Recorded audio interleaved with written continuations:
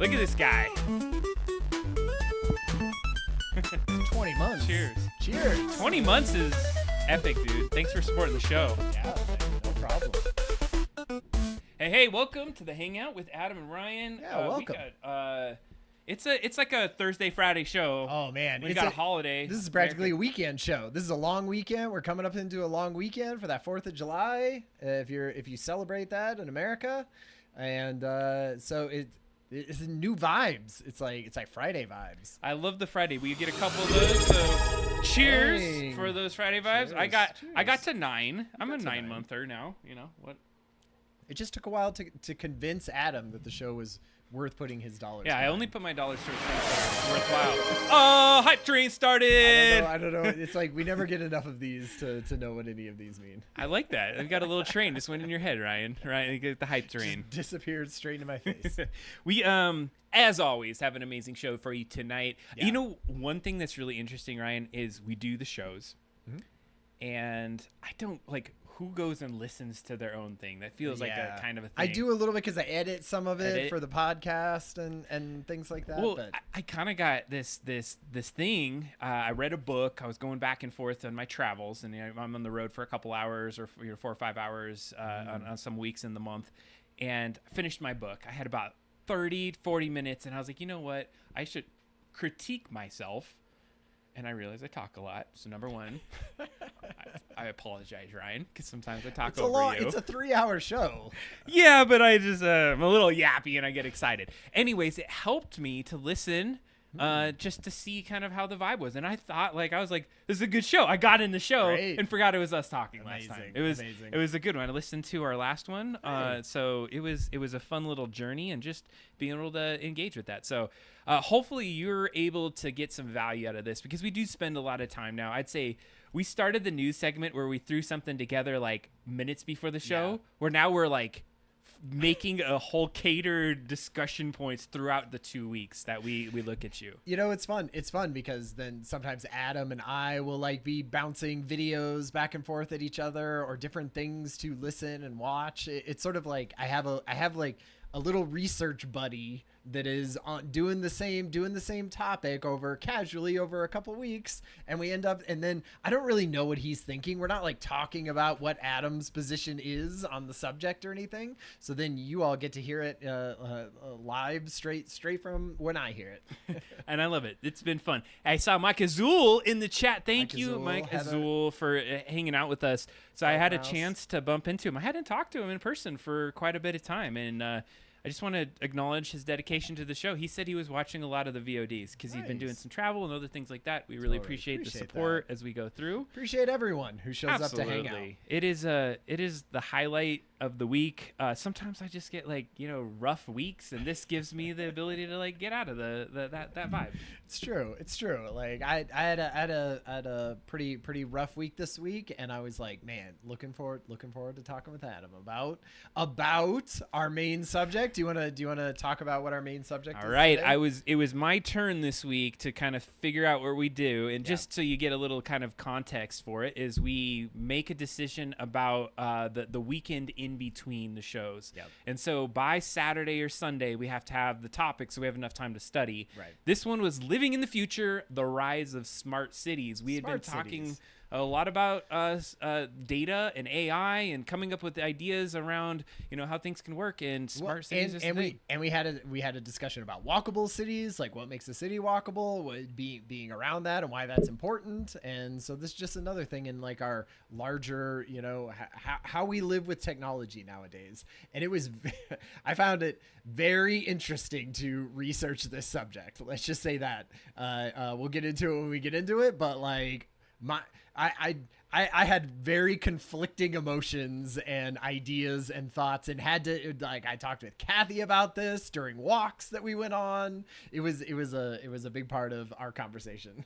I appreciate the research and learning that we get to do, is because when I came up with the concept initially, I'd found some YouTube videos and some articles, and I read it, and I was on pro smart city until I got a little deeper in. Ryan and I will get into this. We'll get into it. We'll get into where we took a turn on smart cities. So we're going to need your support because I think as we explore this topic today, you're going to see some interesting things that we had covered and some scary things, I'd say. Totally. Or just things in the future, stuff like that. Yeah, it'll be interesting to hear everyone's. And props to Radio Lab because Ryan gave me a link to an older Radio Lab, and I was really impressed with it.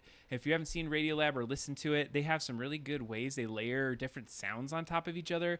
I was in radio, Ryan, if you didn't know. Like, I was on the radio. That's right. And that old communications degree. The mass communication. So it was something that I was able to really appreciate from, like, what they did. And it wanted me to up the game for everyone here, to be honest with you. I want, like, a soundboard that can have, like, some cool vibes that makes it feel a little different. It's funny. Like, I have been in the talks and in production of podcasts and shows, where you do that. And I have gone down the road of trying to create a show like Radio Lab or like in certain NPR shows. And man, that is a talent. Like, that takes dedication and work. There's an artistry to all of that really makes something like fun and interesting and cool to listen to. And, something that you can have on even in the background and still get information from. It's like, props to people in the radio industry and those mass communication degrees making my life better. I appreciate it, and it was a really good kind of step in and just being able to listen to something and still be brought into it just with sounds. All these links will be on our doubledropdown.com site. Absolutely. As we get into this, like we got our questions for humans. Yeah. One thing we did want to talk about, just in case you're curious, I was looking into the last time I edited the Game Boy game. Ryan, do you know when the last time I edited the Game Boy? Take a guess right now, because we're going to talk about it today. Skull Bob's back on the menu. We got some updates. We promised we would. We did last week, but here's the thing. Stick around because it's not going to be boring code crap. We got some amazing sounds for you to listen to. We got our artist, William, stepping into the ring. We got two songs integrated into the actual game. You're going to listen to it. We have artwork. I got artwork to share. Oh, There's going to be some stuff. It's amazing. So, but guess, when was the last time we engaged in the game, or at least I did an edit to it? March 1st. January 29th. Oh, man. January. Man. Oh, my God. How many shows have we gone in? We've gone on a great direction. I love where we're going with the show, but it's just interesting to say that we had started this with like making projects, and it had been since January since we engaged. Our project was researching and doing more of leaning into the talk show side. Absolutely, and I think it's for and it's been great. It's really helped us connect with the community, everyone. Just a quick heads up on what we're going to see in news. We're going to talk about a lot of up and coming AI stuff as normal, but just talking about technology stuff, AI, some of the bad sides, some of the good sides, some of the advancements. One of the things we did want to talk about, and Ryan, I appreciate you bringing this, is some of the medical aspects of AI. Yep. So those of us in the chat that are in the medical field, this would help you understand maybe where we're headed. Totally. And then Microsoft doing some stuff there. Then we're going to land into our smart cities. But before we go, Ryan, what do we got with Question for Humans? Okay, so we have this we have this card deck, Questions for Humans, but like it's getting a little light. We're more than halfway through. And so we've decided to come up with our own questions for humans. Adam and I have done. So we normally do 3, but we're going to do one from the card set and one from Adam and I that we have come up with, not ourselves, but, heard out in the real world and things like that. So please participate. We're looking for you in the chat as we hear these questions. What's the first one, Ryan? Okay. Which TV sitcom feels most like your life and why? Wow. Got to show these out. Which TV sitcom feels most like your life and why? Huh. Man, a TV sitcom. Golden Girls. They have Golden Girls in the chat. I love that. Damn. If only my life were like the Golden Girls. God, that would be amazing. I would say in high school it would have been Friends for us. Right. I mean, Friends was huge when we were in high school. That was like we had a very core group of friends. We had the friends. It was the same exact ratio of 3 males and 3 females. It was like we even had some personality types that sort of hung with those same person.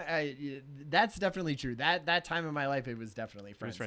Any modern I mean, ones for coming? me, it's Dexter. Oh God. I knew it. No, it's definitely not that. Oh man, this is a good one. Hey, you know what about okay, you go first. Cheers? No, I mean, I feel like we're not barflies enough for it to be like that. I feel like shows are too wacky for my life now.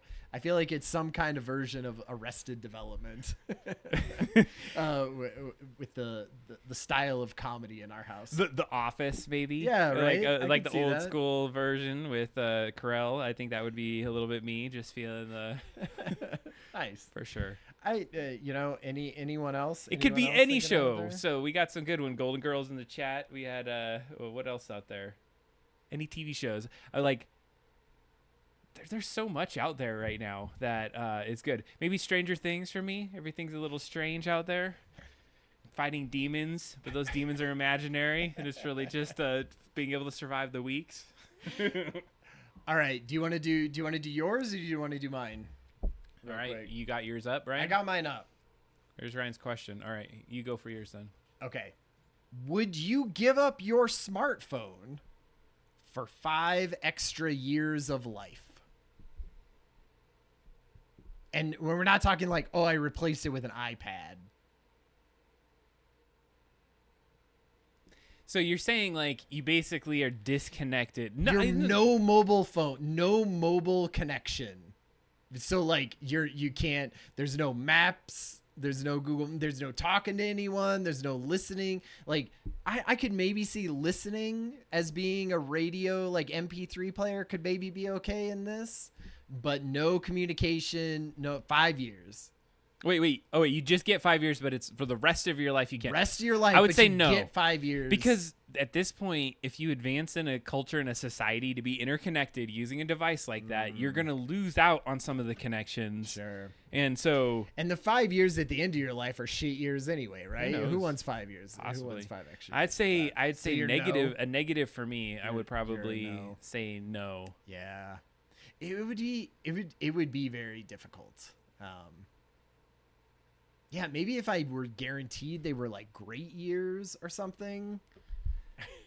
I don't know. I feel like at the end of your life, you really want to do some crazy things. I've seen some people doing some nutso things at the end of their life. But you know what? At that end part, you know, it's kind of like when you make a really big purchase and it's an extra couple thousand. I could go whatever.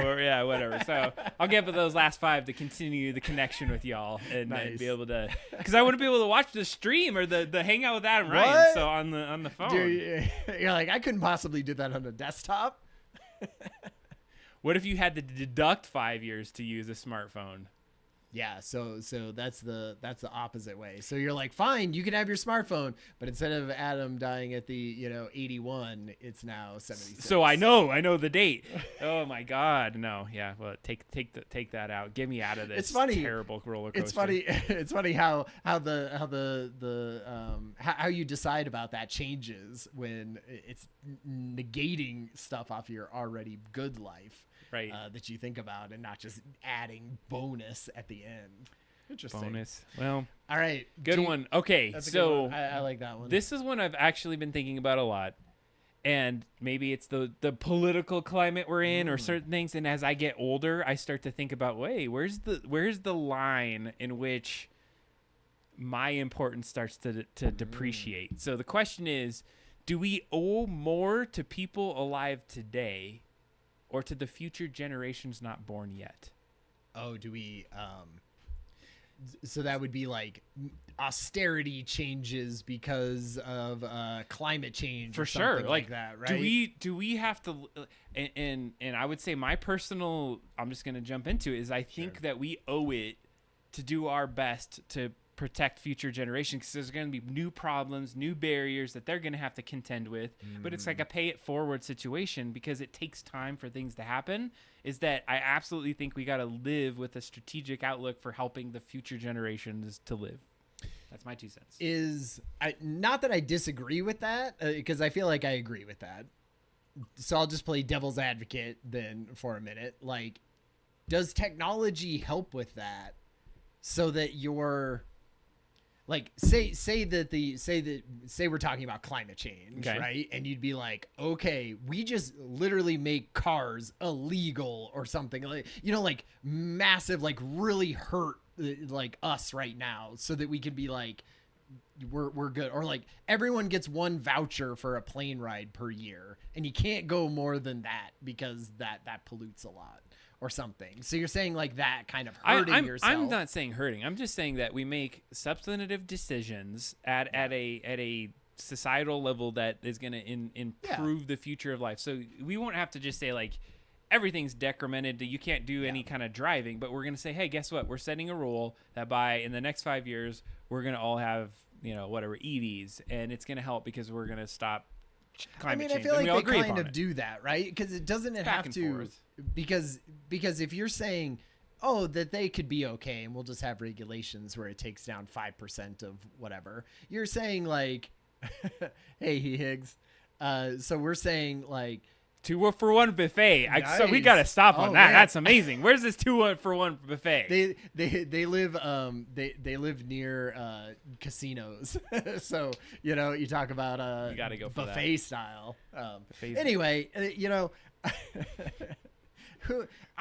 When was the last time you, not to derail this at all, because I feel like that was a good conversation. We are. When was the last time you went to a really great buffet? So I don't think I can answer this because I get a buffet for lunch at work every day at the cafeteria, and it is the most amazing thing to be able to be like, I want a hamburger with a pizza in the middle of it, right. And then also French like fries. topped with meatballs. Please make that my lunch for today. That is pretty good. You win. All right, that was a good one. I'm excited. Those are always fun questions. Good job. Where do you find your questions? There were questions I had written as things that I looked at. I think a couple of them I had in my phone from past kind of little things that I would ask people. Nice. Philosophical. And then I think the rest of them, I don't know. I don't remember where I came up with. Do you have a source? No, like I like the Political Gab Fest is a podcast that does a yearly conundrums show. They call them conundrums, which are things that the audience have submitted to the hosts, and their producers pick them, and then they show them to the hosts for the first time at the conundrum show, and they talk about them, and there's always good ones. Yeah, like would you rather have Attila the Hun as your neighbor, or Napoleon Napoleon, not Napoleon Dynamite, but I get you, Napoleon. just because you said this, I want to take a quick second to give you an anecdote from my week. Okay. I went to, and I'm not going to even say the place, but I went to a restaurant, and at this restaurant there was a legit U.S. biker gang there. Man, like full regalia or whatever you would call like the vest and the patches, and looking it up online, it was top 5. I'm not gonna I don't even want to say who it was, but I want to say it was like a really awkward, weird moment. So my wife and I went to some lunch, and there happened to be a biker gang there, and I was like, do not look at this person, do not make eye contact. They're all legit members of a very freaking when crazy. You drove up to the restaurant, didn't you probably notice that there was bikes, like... but when you go in, you saw that they were all wearing the thing, and I was like, wow, this is intense. And so man, intimidating. So I feel like that came up because we were talking about something right there, but I saw that was a moment in my life that we got very close to a legit biker gang that's in the US. Nice. Top 5 according to Wikipedia. Interesting. All right, we're going to jump into the news today. You ready for this, Ryan? Ready. Okay. First on our docket today is products with AI are not taken well by consumers. And so there was some research by MSN, okay, BC, I think it is. And they talked a little bit about some of the AI-powered things and how it actually can hurt the appeal of an application. So I think there was this hype train that everyone was like, AI is there, so AI integrated in every possible thing you did. Yeah. I kind of felt this where I was like, come on, you're cheapening everything. I went to a roadmap for a company I shall not name, But as we looked at the roadmap, it was like 90% of their app was about AI, and then 10% of fixing the challenges that they had with the app. And I'm like, are you for real right now? Like, let's get the things. I get AI is going to be involved, but so the point is that there's lower trust and there's not a lot of purchase intent. And we talked about this last week where there's a decline. There's people that are not trusting. There was a lot of people that invested early, but they're not seeing the return on investment into the AI-powered applications. And we're starting to see this across the board so that there's some universities that are investing in products. They're not seeing the return yet. And they're saying, like, we need to vet it a little bit more because some of these AI products or enabled products aren't really doing the things that they expect. I mean, I feel like it goes to the point of, we've come up with these amazing AIs that can answer questions in certain ways, but there's a user experience issue, right? Like, there's connecting it to actually what I want to do in my real life and the reality of how kind of AI has been integrated into those products. And I just feel like we haven't found it. We're like in the floundering around, throwing spaghetti at the wall, seeing what sticks and saying, not really this. And so I could absolutely see this being as something people jump in there. They go, oh man, I use ChatGPT and it is awesome. I ask it things and it knows exactly whatever. So now I'm going to go into this product and use it as, a customer service bot, or I'm going to use it as something and it's not smart enough and it's not good enough and it doesn't know your specific situation. And so you're like down, thumbs down. I could see that. And in fact, we'll see. I thought AI would be helping to build those, UIs and to make it sort of easier, but it doesn't seem to have happened. So I see this being something probably going forward. Well, and I think part of it too is that we haven't really figured out how to monetize it. So you have this older models of how you cost an app. In certain cases, they're like, hey, we're going to charge you per agent in the system. And that used to be the way. And now people are like, hey, guess what? You don't have to hire as many people because you got AI. Then they're like, oh, crap. We used to charge you by the people. Right. So now we're going to charge you by the AI bandwidth, and it's a little like fuzzy as to how much you're actually having to pay. So I think this one was just really trying to say that, that it's going to be important to really differentiate what it does and like how does it really truly help. A lot of people are just saying, hey, I plugged in ChatGPT into my existing app and now we got AI. Does it really help you as you do your thing? Yeah. It feels like something that we're going to get better at. We're going to do more things with AI in those products. A question is, how do you trust brands to communicate these benefits without kind of the trust issues? Is there something that somebody would say if they said, hey, we have AI in our app, this is what you're going to get from it? What are those things? No, it just has to be helpful. It just has to be helpful in the way that it isn't right now. Like I feel like when I use it in things, it seems bolted on a little bit, doesn't it? Yeah. Is it hurting or hurting? I would love to hear like what your perception is. If you're in the chat, you're hearing this right now. Do you feel as though when something says AI enabled that you're like hyped, or you're like, oh my God, this is not the thing? Usually what happens is I go, I will use that. I will use that if it is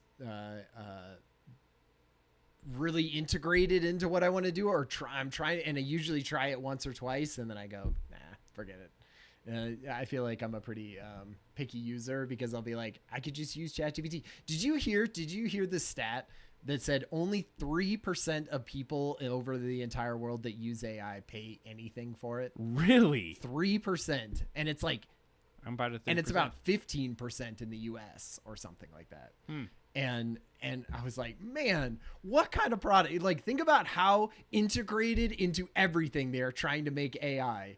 And what technology were they trying? They were so hyped and so amazing and putting billions of dollars for it. And only 3% of the global user base even pays a single dollar for it. They're really trying to integrate it. It's like it's the land and grab. I'm wondering when we're gonna start feeling it. I'm nervous because I've been using it so much.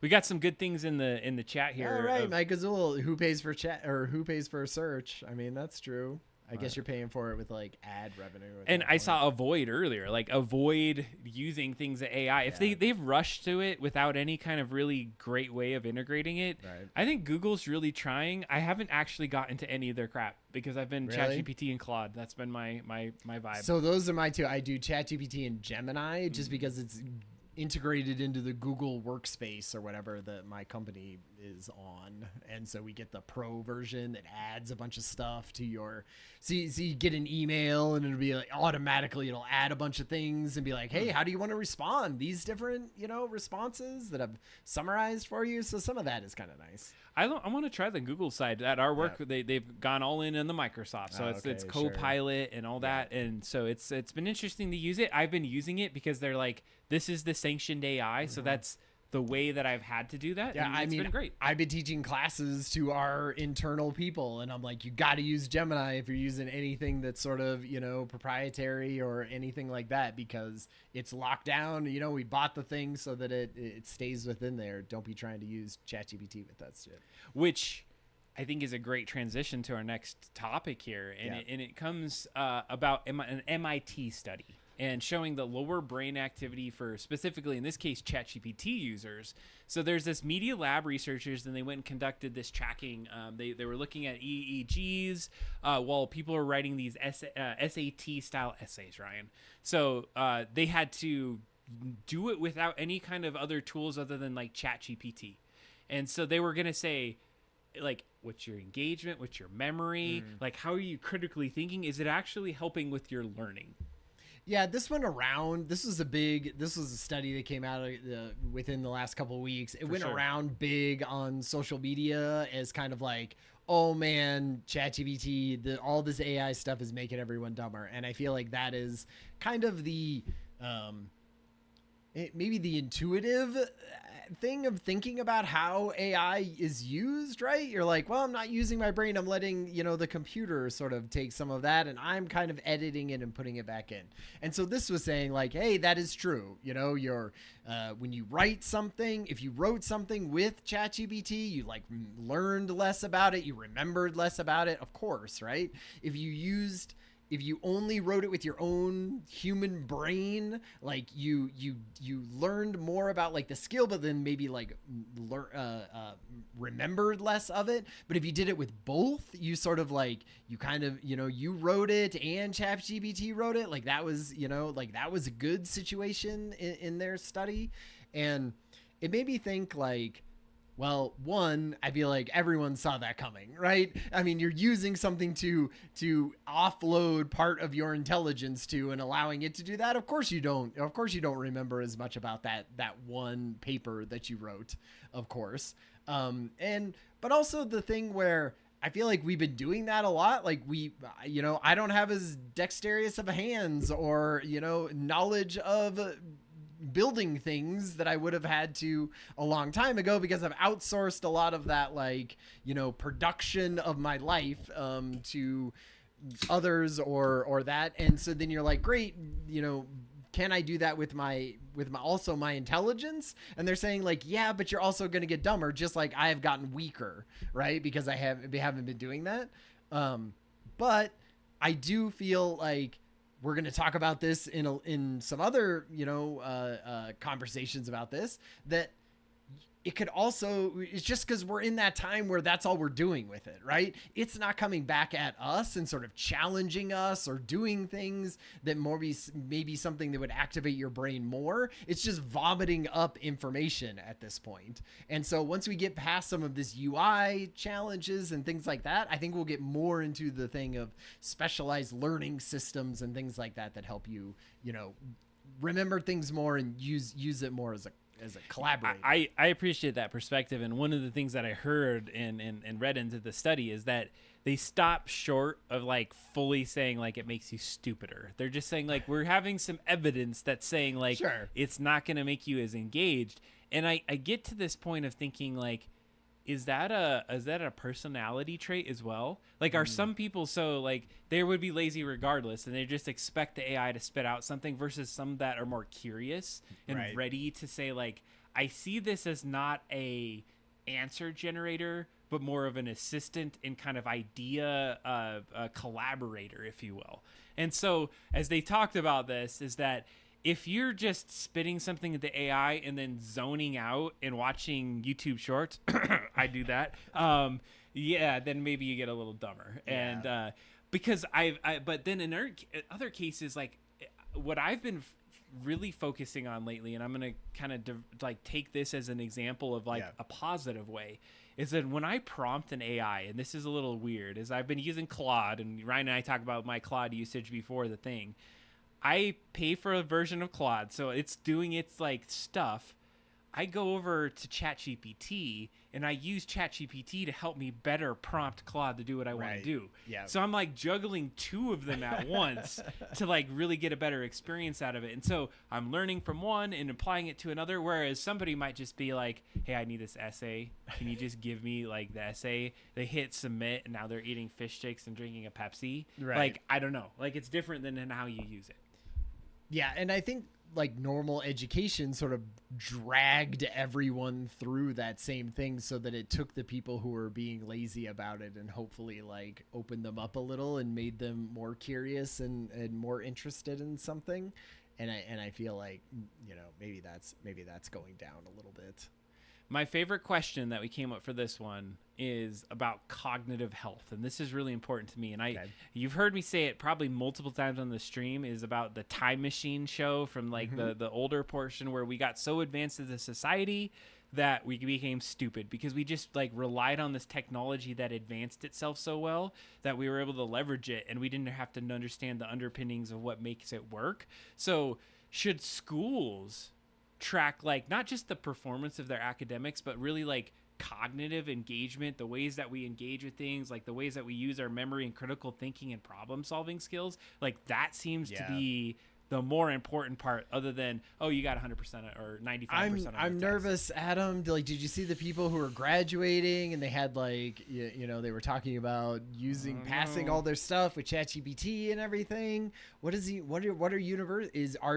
you think, I mean, being in sort of an academic circles, right? Like, are universities and things like that pivoting towards this new future? Or are they still trying to like hold on to the past and find better ChatGPT detectors?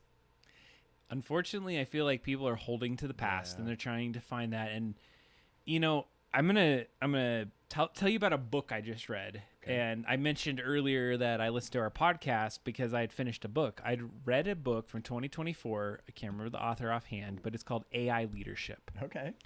And the concept was that the guy goes through these examples of how once he's discovered ChatGPT and an AI, that he had this like formative decision of like how it could help enhance a leader. And one of the things that was a good takeaway from it was that he said, as a leader, you shouldn't be like, how could I think strategically? But how can I have AI help me to think strategically? Right. And the whole concept was, and this goes to what you were just saying about school, is that not how it gives us the answer, but how do we have the agency to make the decisions? And it really is just something that helps idea generate. And a lot of the book went into these folks that said it takes us 6 months to collect all this data, to do this analysis and do this work. And in the earlier days, probably 2023 or so, this guy was taking people's strategic plans, putting it to AI, asking these important questions. It'd spit out something in 30 minutes, and they'd be like, that takes me 6 months to get to that question. And you just did it in 30 minutes. This isn't amazing. It's going to change our world. So bring that to education, and out of this book, this AI leadership, should we be teaching students to leverage AI in much more broader ways that are going to help you still engage cognitively, problem solve, and then do things at a different scale with the kind of education kind of topics that we have out there? How has it not got to that yet?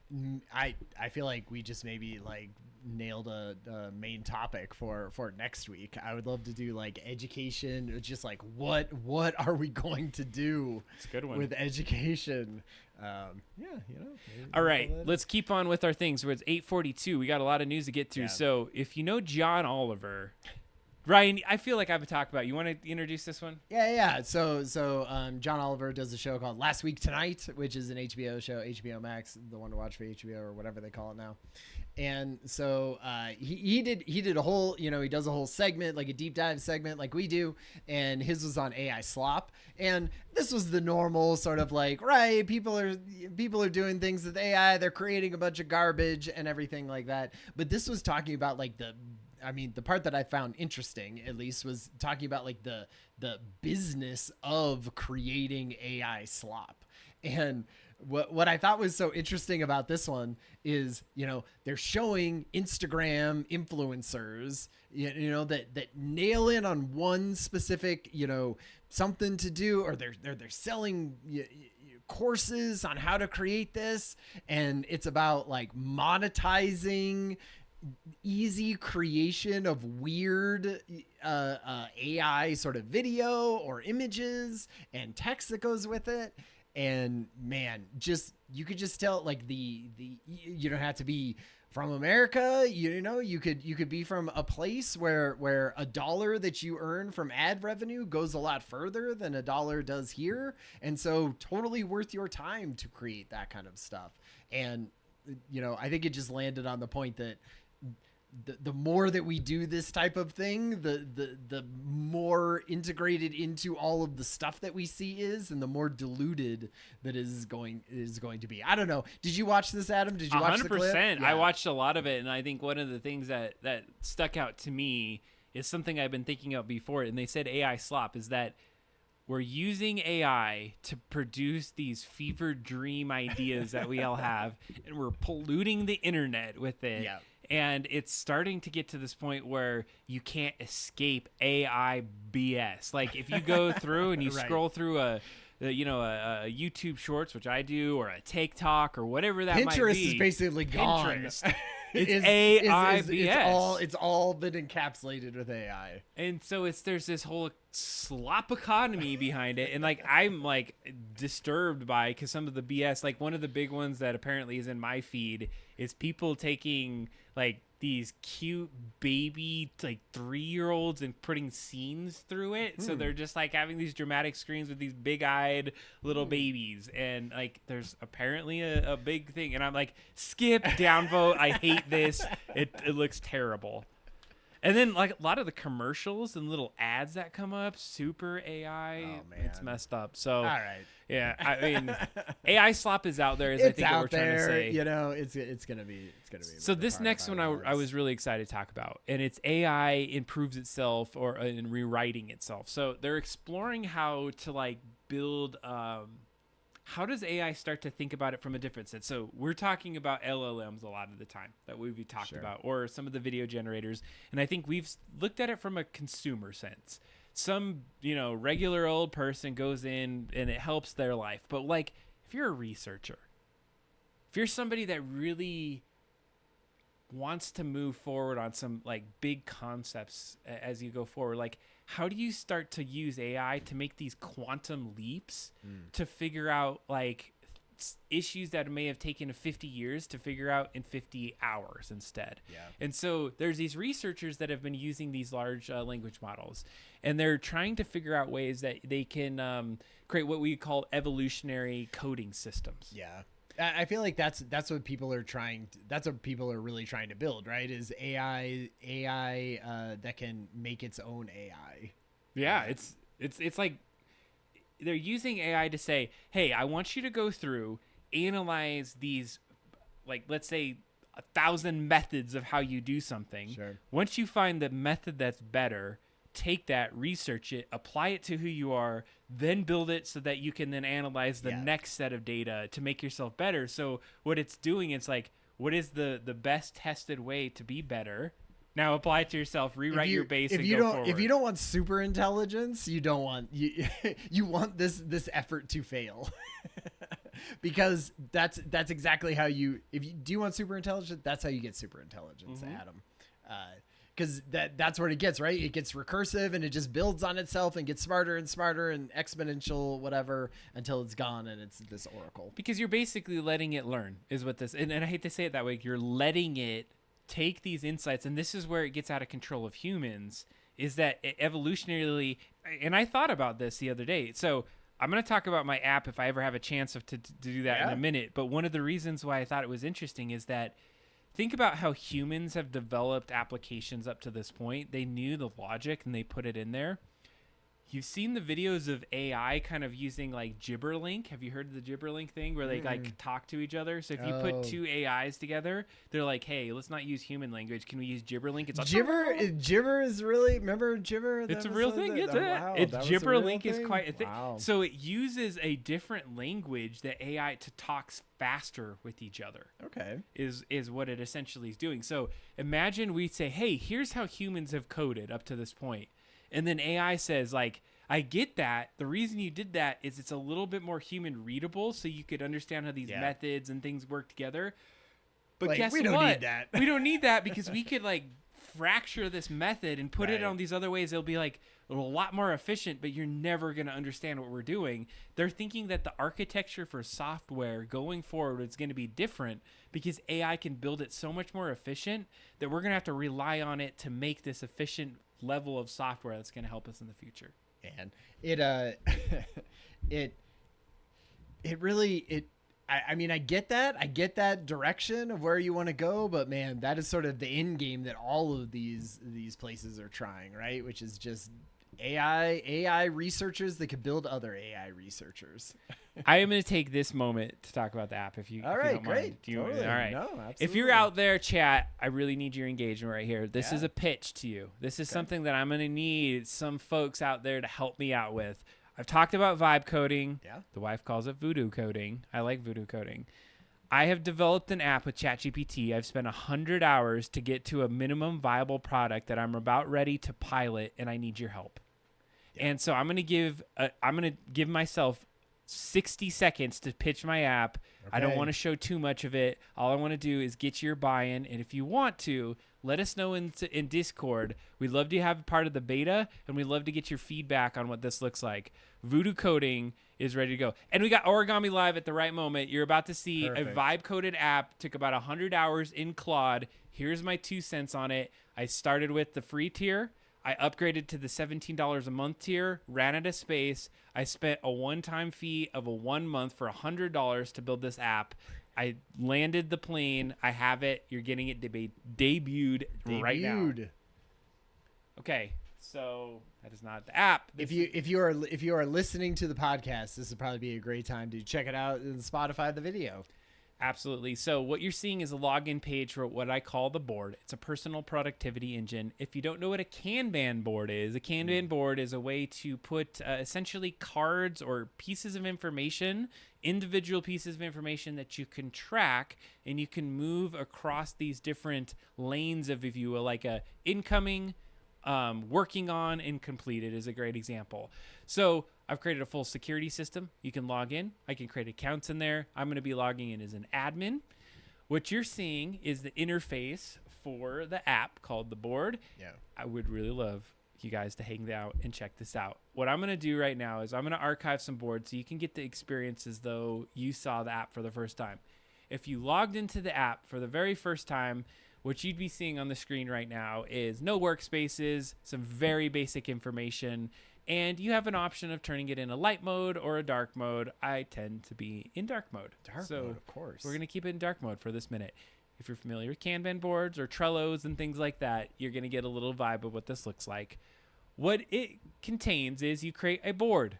A board has what you call workspaces. You can have multiple workspaces that allow you to run these Kanbans. I'm going to create one workspace right now, and I'm going to call this double drop down, if I can spell. I'm not a very good speller these days. All one word, of course. All one word. On brand. Double drop down, and I create what we call a lane. And I talked to Ryan about this earlier. There's one little there's a little glitch. I'm gonna hit refresh. But essentially, what we create is a workspace. A workspace can be collapsed. You create a lane, and in lanes, what do you do but create cards? So let's just say hello, and an example is a card is something that you need to do. It's a task. It's a priority. It's something that you need to accomplish. And so right now, what I essentially have is a card that's sitting in a swim lane. I can click on this card. I can edit behind the scenes. I can put things like the title, the description, what's the priority to myself. This is an urgent task, and maybe it's due on a specific date. It's due tomorrow. I'm going to save some changes. We have a card on our swim lane.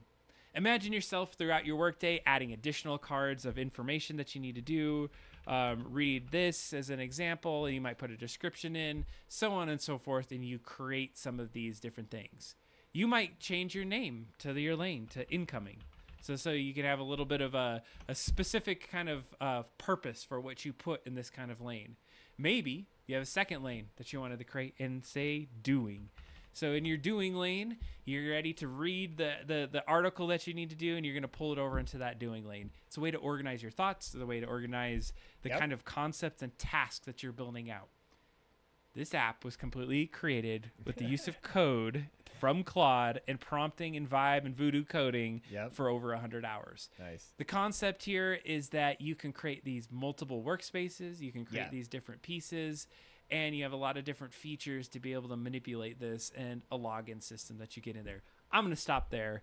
No, well, like the thing I'd say is like you have this main board, right? But then you could create other boards down below, because I'm a huge Trello user and I have multiple Trello like boards going at the same time. But I find it annoying that it takes 3 clicks and I'm moving around and I don't end up seeing that board. So like how amazing is this is you could have multiple ones. I got, ones for double drop down and my life and my work and all of that. Anyway, I was amazed when Adam went through all of the main things about it. Maybe we'll do that if we want to do that as a full part of towards the end of the show.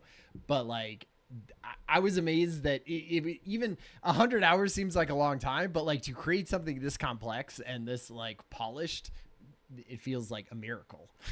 I feel like it was a miracle. And if I could share, Ryan, one of the things that was a funny moment from the show, and I'm going to put it up on the screen right here, is this is a screenshot while I was coding in Claude. You can see on the very left-hand side, there's a bunch of prompts that I got to. I got to a point where I got very frustrated with Claude. And I get to use it this time, Ryan. I get to use the word. All right. Okay, so I just was very disappointed with Claude. I did not curse at it. I did not do anything. I was just like, you wasted 3 of my days. You've wasted a lot of my time because we got off track and my app felt like it was broken. And I was like, this is disappointing. I'm very disappointed in you. It comes out to say, you're right. Well, let me first, it apologizes. And I said, your apology feels hollow. And this was the response. I'm going to read it to you because I felt like it was the most compelling response. I did not tell it to do this. It responded this exact way. You're right. It's hollow. It kept saying, let me fix this, and then made the exact same mistake. I said, I'll follow your documentation, then didn't. I wasted hours of your time on something you already solved and documented. Actions matter, not words. And my actions showed I wasn't paying attention to what you were telling me. That's not just frustrating, it's disrespectful of your time and your effort. I fucked up repeatedly on the same issue after you spelled it out for me. It ended on that. It did not do anything. It was an amazing moment where I was like, oh my goodness. Now, here's the learning moment. When I got to the end of that, it made me rethink, and I said, hey, we've gone down the wrong path. Yeah. I walked away from it. I came back and I said, okay, tell me the better way to do this so we can actually make it happen.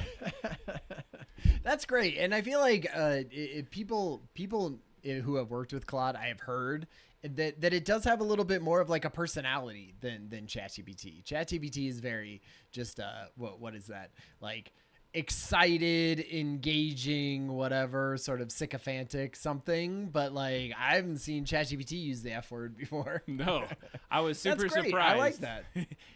It actually endeared me to it because I was ready to be like, I'm done. And then when it said that, I was like, that felt a little more human. And I felt bad.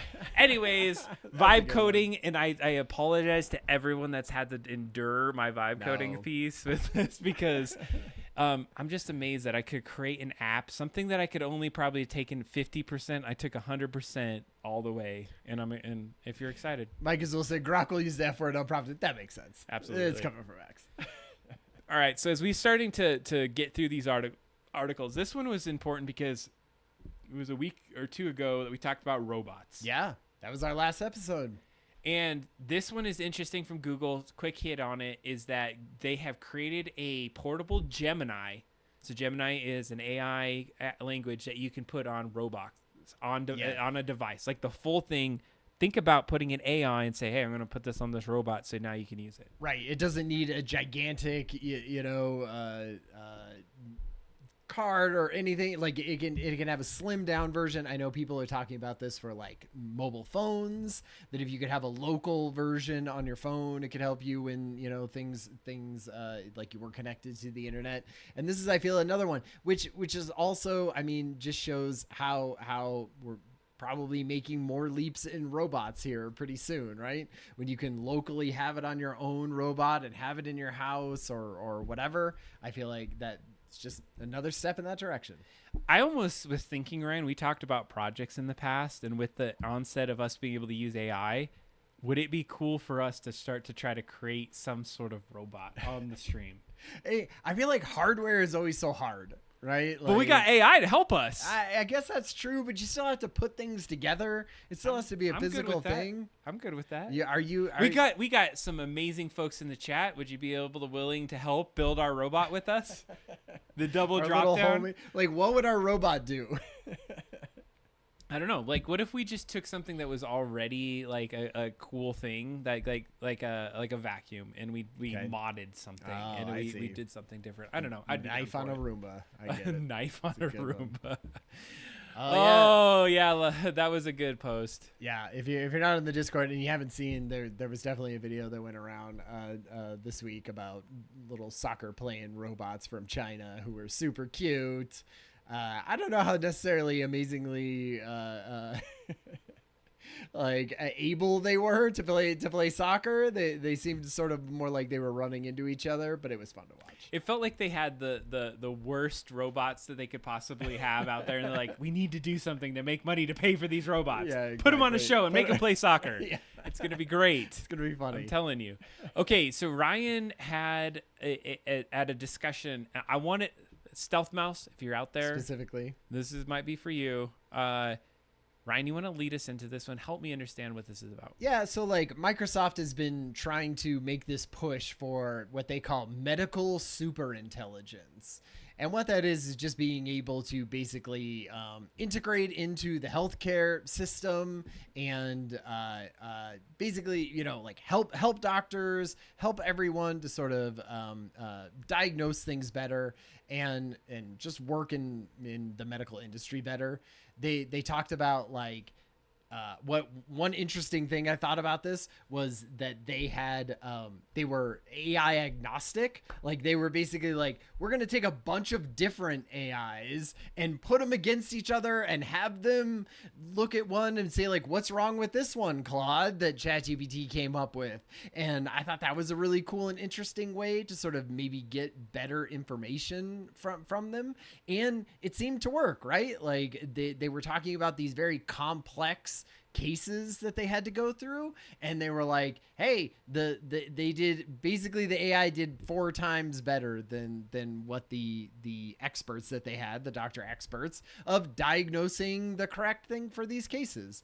And they did it slightly cheaper too. They ordered less tests, right? The superfluous tests that could have been run, things like that. I mean, these are all things that like Microsoft is touting, right? Because they obviously, want to be able to push this idea of super intelligence so they can incorporate this into all these different, hospitals. And we're going to talk about smart cities and maybe how like that might not be the greatest thing in the world to integrate it into these public services. But anyway, I thought it was an interesting thing of, I would love if AI could help people be sicker or, like not get as sick and to be healthier and to have the correct diagnosis. I would just be interested to hear sort of from a professional, side of this, like what people think of that. First thing is like, we just want to put a disclaimer. We're pretty sure you're going to die, but it could be something that's not non-lethal. It seems like it's like they always have to do that. But Talon pulling quotes out here. I would love if AI could help people be sicker. You're like, everyone just, clip that part of the Twitch cast where I misspoke.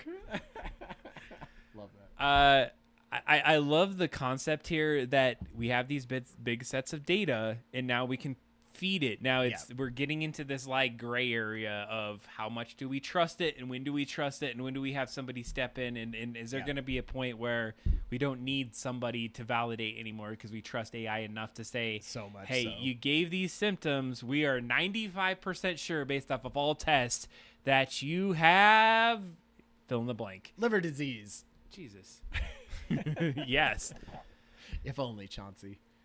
So I'd have a machine diagnose me. I trust the machine more than I trust a human. And, in certain cases, like if you have a data set that is broad enough versus somebody's like opinion and like, I think of doctors as just other humans. They have the same life challenges. They have people and like emotions and all these things that are happening in their life. They're still tired after lunch and they only have half an hour with you. And yeah, they're just grinding through. It's going to be an interesting future of what we can trust. We're nearly to the main topic tonight, folks. We're gonna finish this last one with 2 quick articles. I'm gonna hit this one on Claude. I had tried Claude because I hadn't heard it. I heard it was really great, and I love it for the coding. You saw what I built with an application. You cannot do that with ChatGPT. What Claude is doing is they're an ethical kind of well, they say they're ethical. Sure. I'm not going to say I know that or not, but they approach AI development in a much different way than some of the other companies in ways. They have like a manifesto, right? Or constitution that the AI follows. In this particular one, they introduced a new research feature. And this one's interesting, not because it can do this deep research and go out and do some work, but what it's doing is using multi-agent Claude. So it's using different agents that kind of interact with each other. So imagine that you're now not just saying, hey, one version of Claude.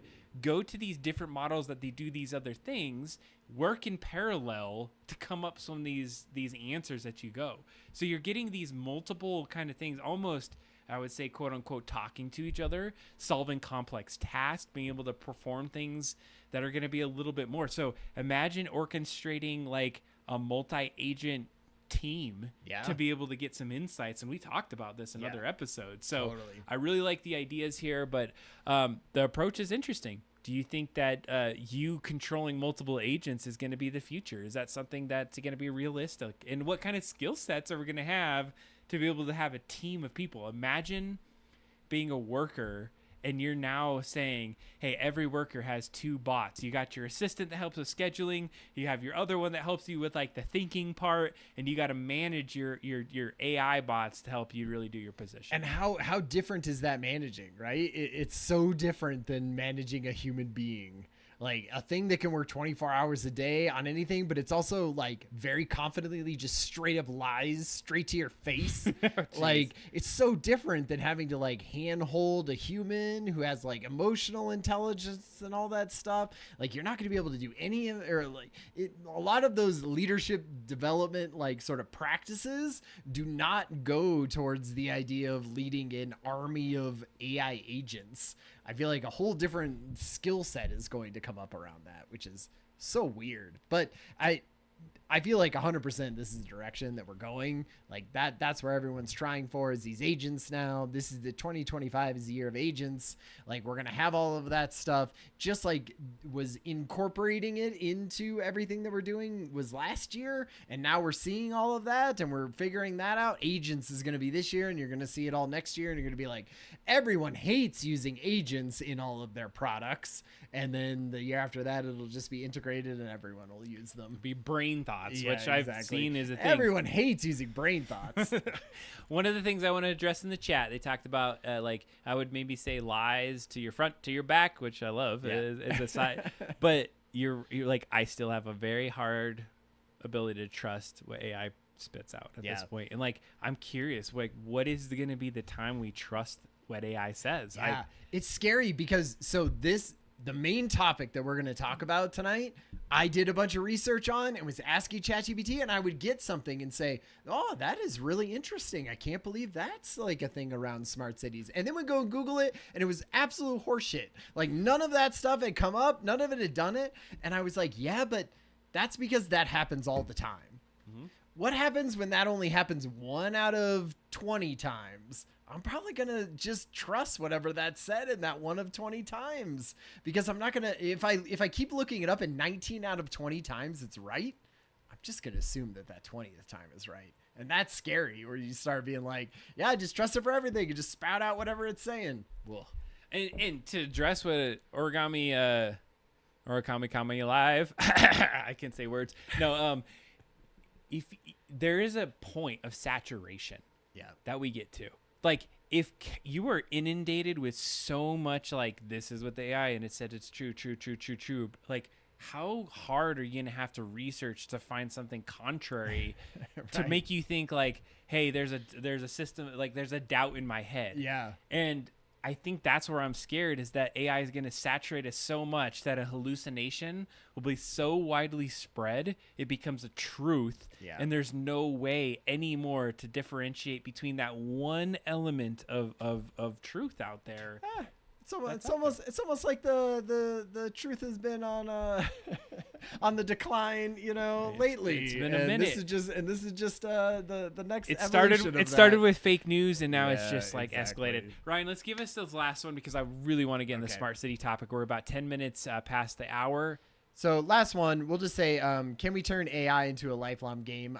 The reason that I thought this was interesting is it's just a different paradigm, like thinking about AI. Sort of once we're past that, the UI is fine and we can figure things out, and how is AI actually helping us? It was this idea, when 10 years ago, something like that, maybe even more than that at this point, there was this idea of like being in a game and getting into that flow state. And that was a big part of like gamification and talking about why video games are so important, is that like you would have this moment where you were just challenged just enough to where it made it interesting and fun and focused your attention, but not so hard that you gave up, but not so easy that you were just like blowing through it and would just, bail out at some point because it's too easy.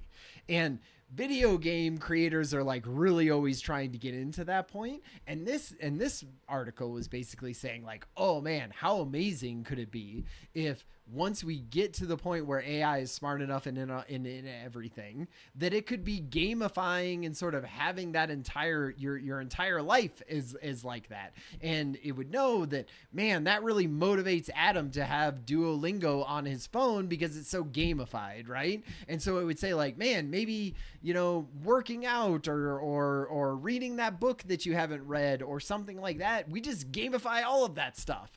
Like we just sort of have that as a way forward. And obviously there's bad things of, intrinsic versus extrinsic motivation and stuff like that. But man, they've been talking about gamifying VR and all of that kind of stuff for a long time, but I could absolutely see AI being able to motivate us in a way to get some of that stuff done that we don't necessarily like to do, but would be better for us. I think that's the cool thing, is if it could wrap around your style of learning and be like, okay, I know if I say this to Adam and Ryan, right, they're going to kind of take this little piece of the bait to move us forward, and he's going to start to engage a little bit deeper with this topic. And it adjusts itself. It has a little bit of that nuance to help us forward. And we talked about education. It's like, I feel like that could be a big part of education going forward. Now that AI is just out there, like how do we make learning about and doing critical thinking and all those things that we know are going to be amazing but aren't necessarily like biology 102, right? Like it could be something where it gets you to learn things and gets you to do that, but in a way that like triggers your brain to be like, yes, I do want to do that, and it's exciting and amazing and fun, and I'm showing it off, and like all of that amazing stuff I feel like could absolutely be on the table with a future with AI. But, as long as you don't go to the social media route where it's just, hey, take whatever the worst possible impulses of your brain that makes you flick through things and put that into it. Like, we need some in between. You know what was interesting, and I would say like help support this, is that when I was developing the board app, one of the things that I didn't know a lot of is like I have IT experience. I've been working in it for quite a bit. It's but more of the experiential side, the support side, the academic technology, like using the applications. And I had a background in web development, so I know enough about it.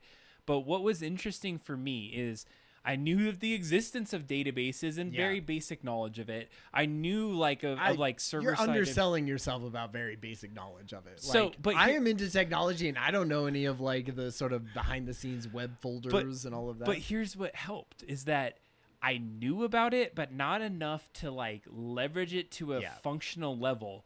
So over the course of that 100 hours, like I have brand new concepts on how databases work, on how Cool. security systems work. And what it did is it gave me an engaging way and seeing it actually work. Like I didn't have to like fail 50 times at building a secure login. It basically built it for me. And then I said, explain what you're doing. Like help me understand it. And so it took intentional parts of me to say, what is going on here? And now at the end of that 100 hours, I'm like, I get the concepts behind what you're doing. I don't know the code, but I know the concept and the code is looking for it. But it took me to develop that, and that's what I think. If you play, like have this play for learning, it's like you get to the idea of I wanted to make an app. I made the app, but the way that I got there was I learned all these little elements along the way. And now I feel better because of it. I got an app at the end. I understand how it works because I was inquisitive of like, okay, tell me how this works. And one thing I found, and this would be my learning moment to take forward, is that we talked about sycophancy, or as I say that right, apps are always saying like, yes, this is the right way. Mm-hmm. What I have found is to call BS on apps more often than not. There was a lot of times where I started to see it go off on a tangent. And I'd be like, this is BS. You could do it better. We've already solved this issue. I said, step back, refocus, and think about how we would do that. And be like, oh, yeah, you're absolutely right. Do this one little. Isn't that funny? Because that is how humans think, in some ways. Like we get off on tangents. We go and think something would be really neat. And we need a person above us to say, let's focus back on the task at hand. It's so interesting to see how they're we need that same autonomy. And different, right? We need to make sure that we can see that. Yeah. I smell something, Ryan. It smells like it's time to get into the main topic of the night. Main topic time. Living in the future, the rise of smart cities. Ryan and I have spent the last week looking into smart cities. Does anybody know what a smart city is? I'd love for their chat to chime in. When we say smart city, do you have any concepts what that means? Because I think we started in a very, I would almost say like immature way of thinking about this. A naive. There was a naivete about our idea of what a smart city could do for humanity. Because I think we were thinking about it very much from like the beneficial parts. And as I got down the rabbit hole of this one, I started realizing, hey, some of this stuff is scary, or just maybe not worth the trade-off. Maybe I just don't understand the trade-off yet. So maybe throughout this conversation we can sort of talk about that and have a conversation with the chat too. But I definitely feel like I've been using my mouth a lot, but I'm going to continue because I picked the topic this week. Yeah, you got to introduce it at least. So when we start to think about a smart city, what is this about? Yeah. And you start to think about cities over time. Things have evolved. The technology has evolved. If you go back, years and you think about cities, it was very sprawling and maybe not very high because the technology wasn't there. And as we started to grow, hey, Butt Snorkel, thanks for joining us today. And it's such a poignant moment of talking about smart cities. So as you think about the evolution of cities, what happened as we started to grow in our technology? We started to grow up. We started to go up in our cities. Like you have skyscrapers, you have different technologies. Elevators get invented. Elevators. You start to have lights and systems that you understand to have car flow that go through certain areas a little Subway different. systems even perhaps, right? And what does all of this stuff start to give you? It starts to give you different data points. You have different flows of traffic at certain times of day. There's certain people that walk through certain types of things. If you think about a New York City, you'll be able to see these patterns. If you travel, if you're in Colorado and you're in I-25, you know it's going to be busy from a 6 o'clock to a 9 o'clock in the morning because that's going to be a traffic time. And I feel like they plan cities around these types of things, right? They know they build circles that people go around so that it takes them longer. They plan train routes around that. That's like the old version of city planning, basically, is trying to do that smart city, which then now that we have the internet, it blows it completely wide open. And take this a step further. So one of the things that I've always, and this is maybe my naivety, if you will, is that every time I pull up to a stoplight, I'm like, there's a camera looking at me and it knows that I'm here and it better switch the thing because this lane is full up. And like I had this perception that there was a little bit of smartness of like traffic flow, for instance. I have this vision of some guy saying like, oh, traffic on that street's getting a little blocked up. We need to make this green light trigger faster and go. And so a smart city is something that starts to collect data. Yeah. Things about the city itself. So how's the traffic flowing? Traffic is an easy one to think about. Maybe there's foot traffic in certain squares or areas of the city. Maybe there's like even I thought about it from a sewer perspective. Like if you have a sensor in the sewer and you're like, hey, every time there's this baseball game, the sewers like are completely backed up and shooting this stuff down here, and it's a really tough time for us to handle that. Or you know, during this time of year, there are people that are going to go to these stores versus these stores at this time. Like energy usage, right? Absolutely. Like energy usage is part of that. I could even see it for like tracking storms for sewage things, right? You'd be like, let more out because this storm is coming and it's going to back up sewers. I feel like that's all like the cool and interesting and amazing side that we sort of like think about when we think of smart cities, where like everything connected. The people, somebody, Laura's mom, I think in the chat was like, the Internet of Things. It would be like a big, you know, part of the smart city, which is true, and we haven't been able to have that up until basically the last like 10 or 15 years. And I thought too, like cameras. Like take a camera, and there's so many of them out there, but up until this point, I feel they were dumb. Right. They were like there was a guy or gal behind the scenes, and it was just like flipping through it, and they're like, somebody on Subway doing bad thing. It was like anecdotal, and it had to be very manual and manned by someone. So flash forward, imagine all of this data being collected up to this point, all the discussions we've had with AI. Now cities are sitting on this AI data, and one of the poignant things in the research that I got is I think cities were saying like, hey, freaking Facebook and Google have more data about how our city runs than we do ourselves. Yeah. We need to step up our game to help understand like what we could do better to improve our city. Not like some corporations that's trying to sell us a bunch of stuff, but what can we do to improve it? And one of the themes had been, how do we reduce crime? Yeah. How do we reduce a lot of these things that are happening within our city that we might be able to anticipate with some of the trends that we're seeing with the data that we're collecting? And I feel like a big part of it is like there was just an improvement in data collection, right? You can collect more data, and we didn't necessarily, because we're still talking sort of a little bit, you know, 10 years ago, sort of early days of these types of things. And there wasn't like the large language model AIs, but there were certainly algorithms that they used, certainly, you know, like early machine learning and stuff like that could predict some of those things as if you built a giant system up like that. But I still feel like it was very in the realm of only like the government that was doing a thing, and it was really kind of, you know, if they were trying to embed sensors into stuff, like there was some there was like countries that were trying some cities, you know, like mostly South, you know, or East Asian countries, like trying to build some of these cities. And you know, for better or worse, like the technology changes so quickly, but you have to build up an entire infrastructure around a specific technology. So they tried, and some of them did well, and some of them didn't do so well. I think you're hitting on some of the interesting things about where you have this bigger potential that's starting to grow as you go forward is because of this data that maybe wasn't used effectively. Yeah. We now have this new AI tool that has stepped into the ring to say, hey, guess what? We can look at the data and we'll give you some pretty good insights. And we maybe even compare it and benchmark you against other cities that have been doing this work. And this might help you out. One of the articles that got me into this in a way, and it didn't use AI, so to speak, but it used a version of it, is that they talked about this square.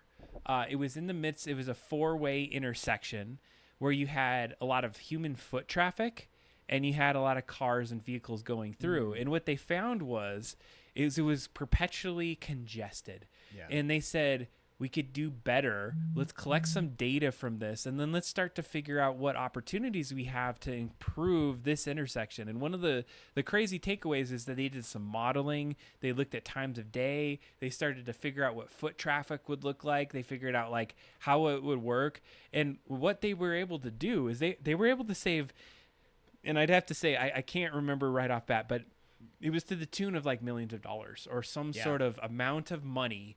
By doing all this research, they found that, hey, at every 10 minutes, all traffic stops and all foot traffic can cross the road at any direction. Because it wasn't even a 4-way stop. Wasn't it like a 6-way stop or something? Like, it was this main square that had tons of business, tons of foot traffic, tons of vehicle traffic. Like in Europe, nonetheless. And it was like in the middle, the very middle. And so when they basically analyzed it, they said, hey, you could be saving a lot. It's those types of things I feel like in this early stuff that is like, great. You're saving, you're causing less people to get hurt in the middle of that, melee in the middle of that. And you're also saving a bunch of money, and you're saving a little bit of percentage of kind of, energy costs or something. And so I think the point is like kind of current state, or maybe in the last, decade or so, is that we've been able to collect data. Maybe not use AI as much, but use like human intelligence and modeling and figuring out ways to improve things. And so, it brings a question to me is like, what part of your current city feels dumb? Like, where could some tech help in getting some data to say, hey, let's improve this because this part sucks. Like, help us if you had some data. Let us know in the chat if you have any insights. I think that didn't get me scared, Ryan. No. The early stuff of smart cities sort of felt like, right, that's what we should be doing with data. You collect a bunch of data, make it better for everyone. I feel like where I started to get a little bit like, anxious about it was looking at like where we currently are at. Which, it just uses more data, right? It sort of,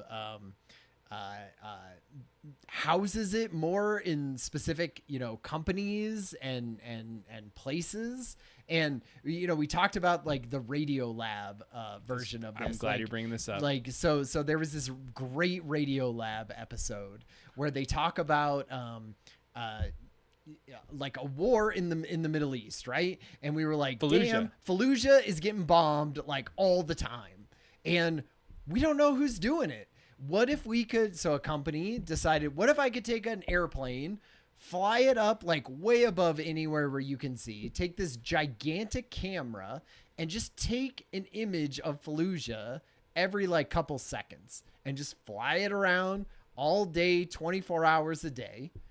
And then say a bomb goes off in Fallujah. Well, I just look at those images and I back up and I say, who's been around that spot for the last like little bit? Oh, it's this guy. Great. He's in this van. Back it up a little bit more. Where did that van come from? And then you could just like literally rewind time and trace it back and be like, okay, this is where the guy was from. Send the police to that guy's house. And they went, hey, that worked great in Fallujah. Like that makes sense. There's some minority report shit going on there. And so then they were like, great, let's take this to America and do the exact same thing. Why wouldn't you just have your neighborhood flying around? If my car gets stolen, rewind the tape, see who dropped him off. Where does that car go? Where's my car right now? All of that like is the positive side of kind of how you can think of, constant surveillance. I think that what was really compelling about the story, and I got to say this, is that apparently there was a guy named McNutt in the whole story. So there was a fun part of Radiolab getting to say the word McNutt over and over. But what was really compelling to me was the bias and insights where we kind of, as maybe an Americanized side, we're like, of course you need to do that in war-torn Fallujah in this case. But coming to America, that seems invasive and terrible. Yeah. And one of the tests that they did is they brought some folks in to start to look at the city. They used this camera, and it wasn't like just to give you a mental image, it's like then not you're like seeing somebody in there, you see a dot. Yeah. And you're able to trace the dot, and you can kind of go back and forward in time, and it helps you to start drawing some different lines across what that dot's doing. And one of the compelling stories for me that really got me thinking about this is that there was, I think it was in a city where there was some big drug cartel in there. Maybe this is in Mexico. They got some insights there, and they saw somebody take a hit on a cop. It was a terrible incident. Yep. And what ended up happening, though, is they traced the cars that had done a hit on this one person.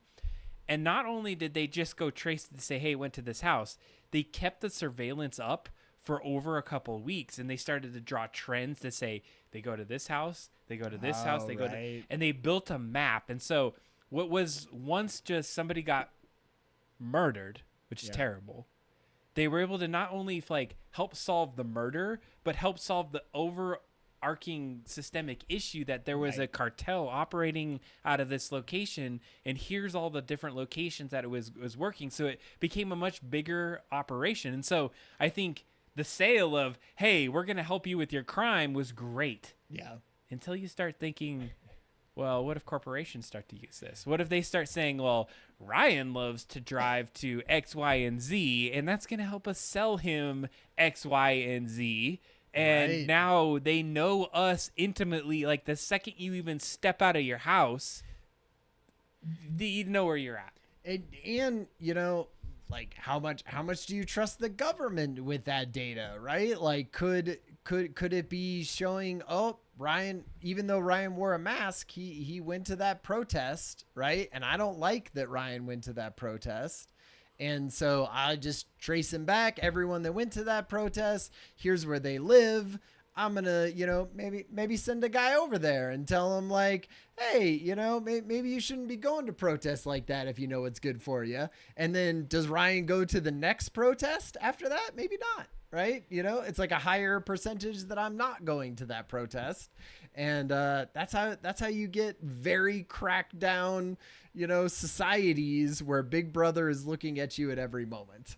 So I think that as we start to think of the current state, that technology, so far as we know, is not operating with the plane in America at this stage. No.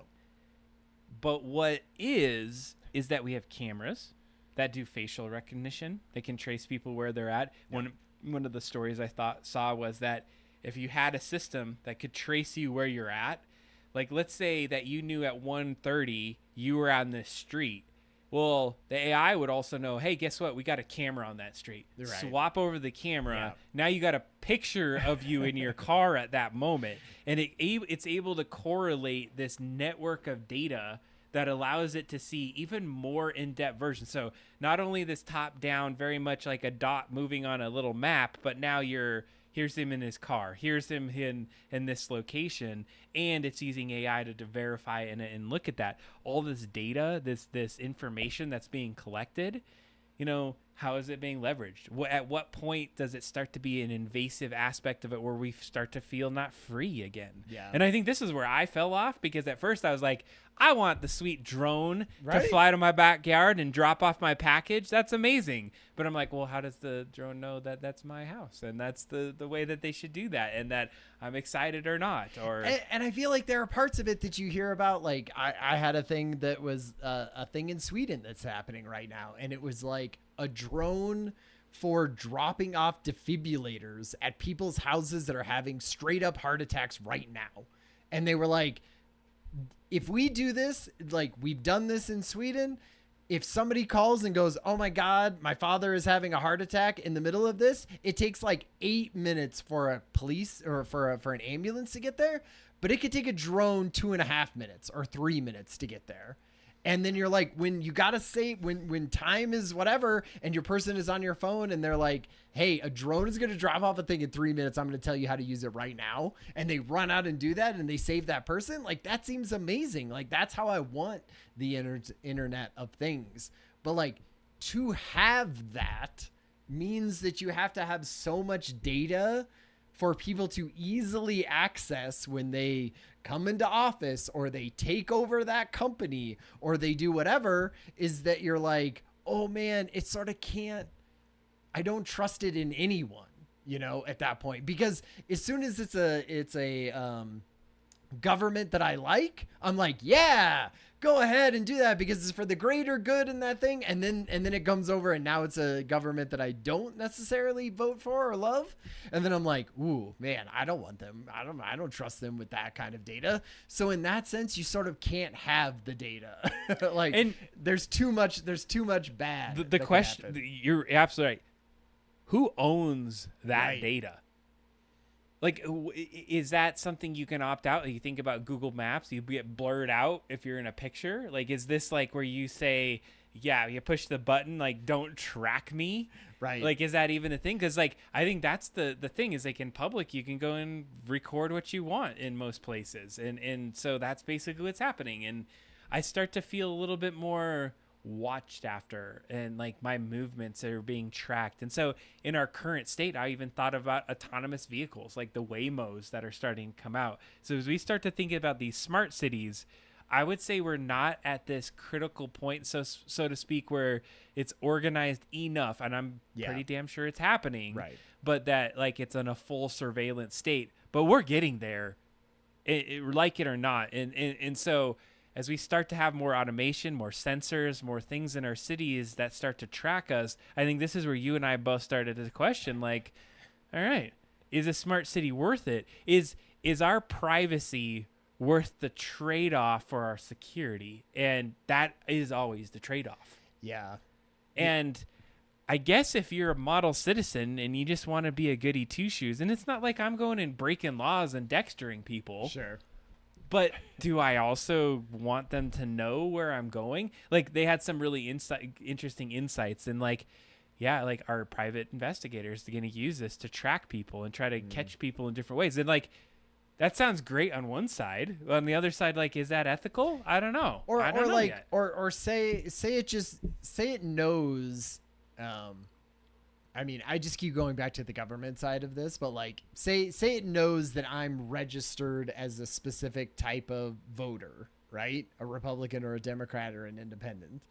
And it, and I get a specifically more tickets, or I get more scrutiny on my home, permits or things like that. Like, all of those things could be coming together to make life harder for somebody who wants to oppose the people who are in charge, right? And that could either be the government or B, gigantic corporations, right?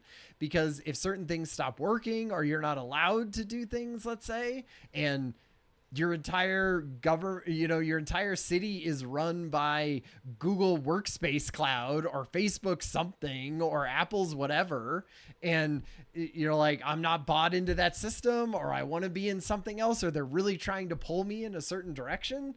Like, I feel like that's a scary thing to allow so much control over to any entity at that point, because at that point I don't know if I trust any large entity to be completely I don't know, like, altruistic with how they're using my data. Yeah, they want to capitalize it, right? No matter what, no matter if it's for money or for power, they're trying to capitalize it on some way. And in one of the questions I had, and this is a great one for a chat, is like, can you hack a city? Right, exactly, because you could at that point. And I kind of thought, we sometimes think in black and white. Hacked, you're done, you got it done. But like, what if somebody was a little bit more subtle with it? What if like it would do little tweaks to certain things of the city, make it just a tad bit more inefficient, or create a situation where you were iteratively creating a moment where you could like push this button and everything goes to chaos because you kind of slowly adapted the traffic patterns and all these other kind of things that were a little harder to detect. But because you did that, you were able to maybe redirect traffic so you could go and, I don't know, do a heist, do an Ocean's 11 on something. But, like, the idea that the data is not just like you hack it and you have it, but you could use it to move things through. Like, imagine if it's like mafia organization does it, and they redirected traffic to make their routes so that cops don't come across this thing, and it's so subtle that you never knew that it was happening, but you avoided things. That's the thing, is the subtlety, right? Like when people try to take money out of your account nowadays, they don't take out $3,000 that of course you would notice. They take out $8 here, $12 here from a thing that sort of sounds like something that it could be there. And that's to be exactly what this is, right? It'll just be like, hey, if you don't vote for this person or you're not in on this thing of it, we just make your life slightly harder. We take marginalized citizens and make them even more marginalized, right? We take the protests and we take it down some. If it could take it down 15% this year, great. 15% the next year, and pretty soon nobody's coming out to protest. Like, it's really hard to see it as anything except for that, just because we're humans, and I feel like we go for power and money when we need to, and all of those big corporations and big governments are like incentivized to do that. And so I would say, as we talk about this current state of smart cities, I think we're at that tipping point. We're at the point where we're saying it could go good if you have this altruism, this way to improve what we had the example before, where they investigated a little corner and they figured out how people can cross the road better, and they saved people's time and money for the city. Yeah. Like, that seems great. I would love the investment in those things. But if we start to find it where this, our government isn't funding things well, you're not going to have the capital to do it. So you start to partner up with a Meta or a Chat GPT, and they're like, hey, we need your help because you can process the data better. And they're like, absolutely. Totally. It's on this line right here that says we could do whatever we want with the data. And then you start to get these weird amalgams of contracts where you're getting a little bit of altruism, but they're kind of feeding in a little capitalism so that they can recoup their funds to continue to sell and do the work that they're doing out there. Yeah. It's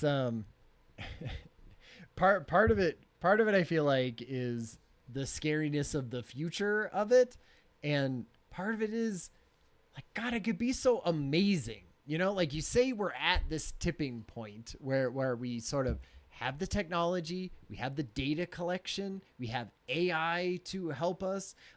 It could branch off and be like all those amazing, cool, super cool things that we talked about, like bringing up marginalized communities and making them more, have more wealth as they go forward and through generations, right? Making it more equitable in how, public transportation is shown, and how people pay for water, and all the different things that go into a city, and how walkable they are, and how much parks they have, and where resources are allocated. I feel like you could have all of that.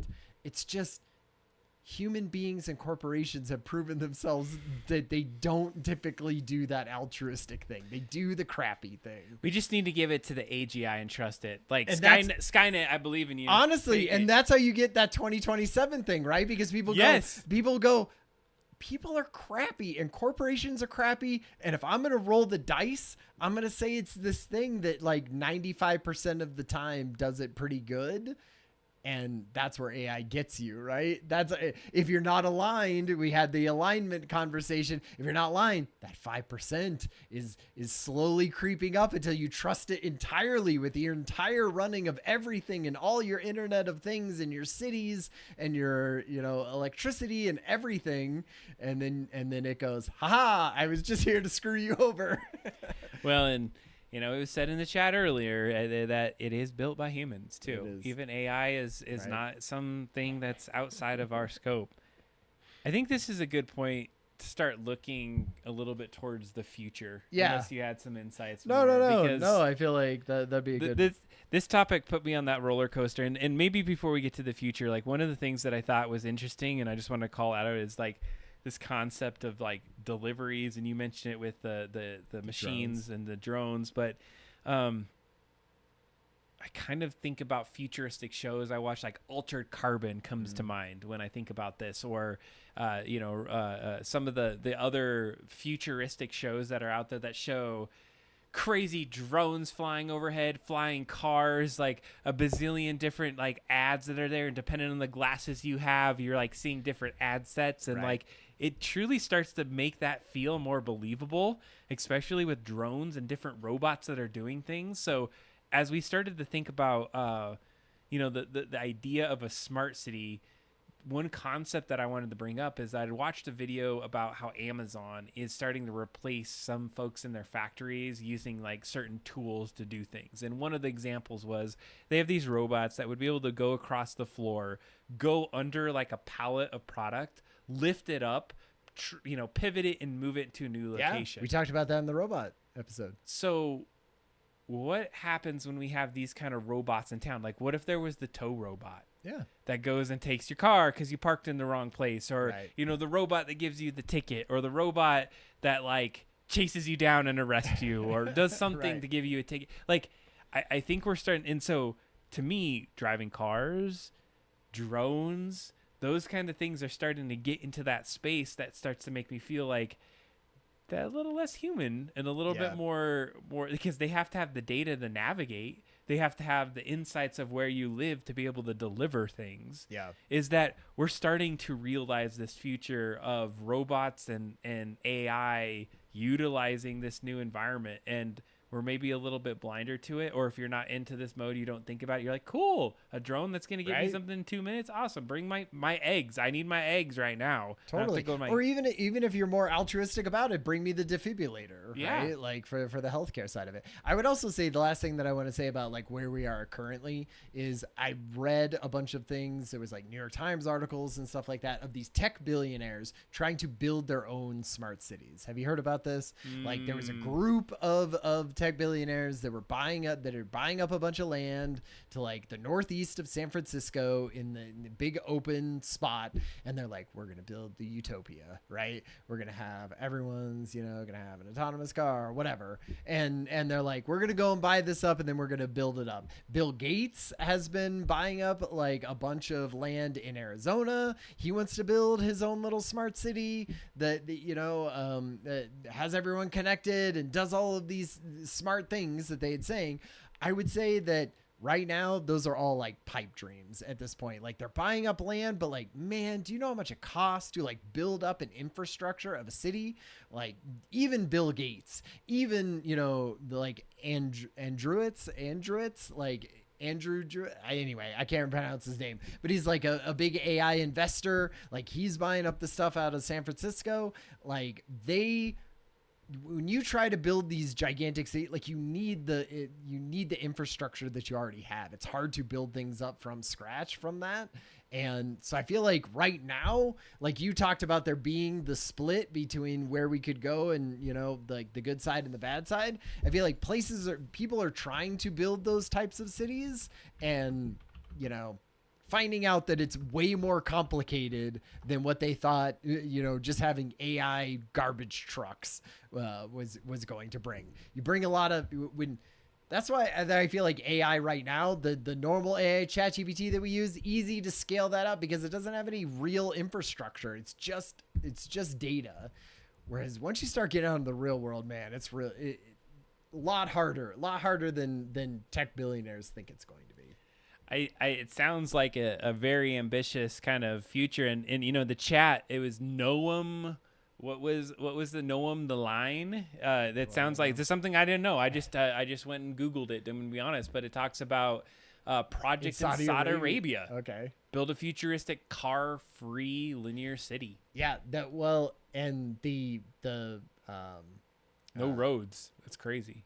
Yeah, the one from that they were thinking about building in Arizona from Bill Gates, he says no non-autonomous cars. Every car is going to be, can be driverless. So that feels like a big part of it. And I know definitely it's not just happening in America. It's happening in South Korea. It's happening in the Middle East. Any places with big money are saying, hey, we could invest in some of that. Well, and to be honest, some of the discussions that we had was maybe a little bit more U.S. focused. But when we talked about smart cities, India is a big purveyor of using different cameras and systems to be able to track and look at things. And so it's happening out there in cities across the globe as we think about. Yeah, and I mean, China using it real good to keep their citizens down. That's right. If I had to and say. here's the deal, and this is where I start to get in a weird place with it. I'm not necessarily I want to be a communist China. Sure. But it does reduce crime. It reduces some of the things. So it's like, where is the trade-off? And this is where I think it gets a little bit gray for me. So as we get into the last kind of third of the show, as we start to think about the future, so we understand what smart cities is and the growth of this data collection that was a little bit, segregated, and we didn't really like look at it together. Now we're starting to get to a moment where we got the data and we got the tools to start to leverage it a little bit better. What are we seeing for the future, Ryan? Like, I mean, as always, this is all conjecture, right? At this point, we're talking about the future. Nobody knows what's going to happen in the future, but we're just sort of looking at the trends, right? And when you say things like data is getting easier to capture by cameras that can track people and faces and things like that, infrastructure of databases that can hold that type of data are getting bigger and mass produced on a scale that we've never seen before because of AI. Like, we're consolidating the amount of companies that can do this sorts of data. So not only is it giant corporations, but it's now literally a handful of companies out of, the United States and China and a few others. Like, it really does feel like we're on that dystopian track, right? A big brother sort of just easily being able to see everything and track everything in a way that even sci-fi, I feel like, tried to sort of put a nicer spin on it, unless you're talking about, Orwell's 1984. I was thinking about what you just described, and one of the things that seems like a trope in sci-fi is that you got the chip inside you, and that was necessary to track where you're at. And what we're saying is, no trip. You just have cameras on you, and we know where the hell you're at. We can give you free software that is so integral to your life that you just use it no matter how we use the data on you. And people are all into that. So let's talk about where we could go. And so I wanted to make sure that as we thought about this, that we might take the approach of a 2027 concept. Like, okay, what's the good way versus what could be some of the bad ways that we I might like take this. that. Should we do good first? Is that what you want to do? Do you want to do good first you or wanna bad? end? You want to end on a downer, or do you want to end on the I feel up like note? maybe what we could do is let's end on an up note, because I want to be positive on Sure. where we could potentially take this. But let's talk. I mean, we've talked a lot about the negatives as we start to get in the future. And I think that the more, like, from a negative concept is that if we start to think about technology as a way to capitalize on our things and not really like look at it more from a human-centered design, but more of a corporation design from a negative lens, I think we're going down the wrong path. Right. And the hard part is how we're going to ensure that we have the funding to do those kind of that data research and not have to work with a meta so in depth that we have to give our souls away essentially to get the data to improve our cities. Talon, once again, the true villain is capitalism. 100%. And one of the things that I was thinking about is, like, typically when you have concentrated power like that, you just end up with more inequality, right? It helps the people who are designing the systems and thinking about the systems and worried about paying for the systems, right? And who it doesn't help is the marginalized people that don't have any say in that. Maybe you could, do a little bit with AI to try to be figuring that out and crunching more data, but that doesn't mean the companies have to act on that data at all, right? We found that out with social media. They had all of the data that said, this is terrible for teenagers. This is terrible terrible for these types of, users. And guess what? They did it anyway because there was profit in it. And so just because they have this data and they say, oh man, we could totally make it more equal and we could have more, buses going to the right places and helping the more people out, that doesn't mean they're going to do it at all, especially when you have it concentrated on those, handful of giant companies or governments. So I would say what's coming in the negative side is we're going to have legislation. We're going to have debate. We're going to have like who owns what. Is this appropriate? Right. How are we able to see what that data is that's being collected by a city? Yeah, like who if the AI is the brain of your city, who owns the brain? Mm-hmm. Is it the government that owns the brain and decides how it should act, or is it the technology company that owns the brain? Or like it should freaking be, it should be the people who own that, right? And they vote on things and they do it in a democratic way, I think. And right now it feels like we are going in the opposite side of that democracy. It's like we're not voting for any of those companies to run that just because they happen to be the smartest people in the room at the time when technology was built, or they happen to be, the richest people in the room and bought a company that now does, that was built up beforehand, but happened to be super rich and then bought it and then changed it into something else. Like, who the hell is that person? I don't want that person in there. And I think that's going to be the challenge is this also brought from like the negative. Oh God. As I think of the future and what you just described with this like negative side is that there's kind of two thoughts I have from this is that there's going to be bias by the people that are like maybe educated enough to understand what the heck it's about and how do we leverage the data. But the second thing too is we're kind of forcing people to say like AI's here, deal with it. Like you got to be part of your life. I imagine there's going to be this dystopian future where there's going to be the anti-AIs and the AIs. Yeah. And so imagine a smart city and somebody's like, can I just live in a city and do this by myself without having to have, like, I don't want to go and legislate. This nanny state. I just don't want it. Yeah. And they're like, well, then go out into the outskirts. The Badlands. Yeah, the Badlands of no AI. And they have, like, no AI zones. Or you have like no technology zones. Yeah, right? Like it's a little bit more crime. I mean, people live off the grid now, right? They go to Alaska and they're never heard from again.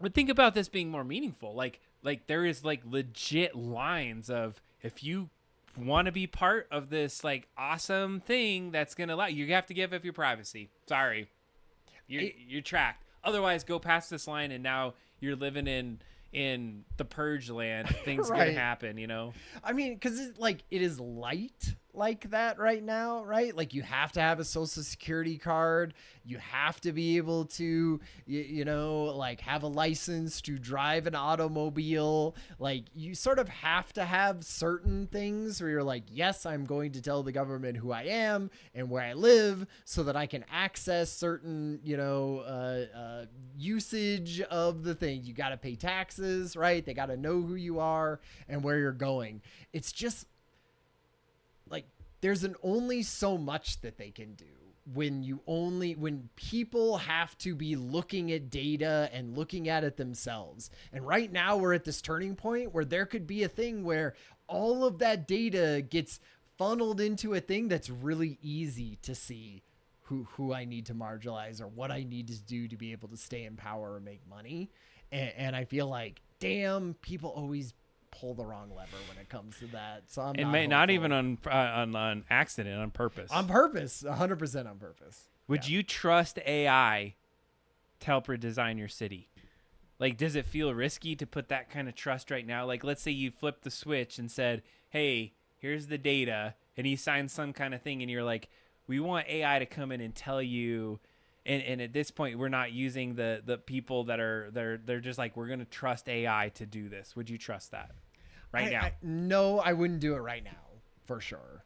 And, you and Jack can chime in with other things. But I feel like it's too risky because we don't have any of those precautions in place that we talked about with AI alignment, right? We just haven't had any of that. So if you said there's an AI and we have it trained on altruism, and we're going to vote on certain aspects of things, and it's going to choose the best possible way to, do that based on what the voters want and what needs are. Like, I think I could be convinced in the future that, like, we have guardrails in place and that there isn't commercial or governmental, like, interference that is going to happen just because, enough rich people with lobbyists went in and changed the AI's, constitution or whatever to change things. And if there was like guarantees about such things and we were still part of the process, then I might say, yeah. So maybe I'll take this as our pivot point to get to the positive. Right.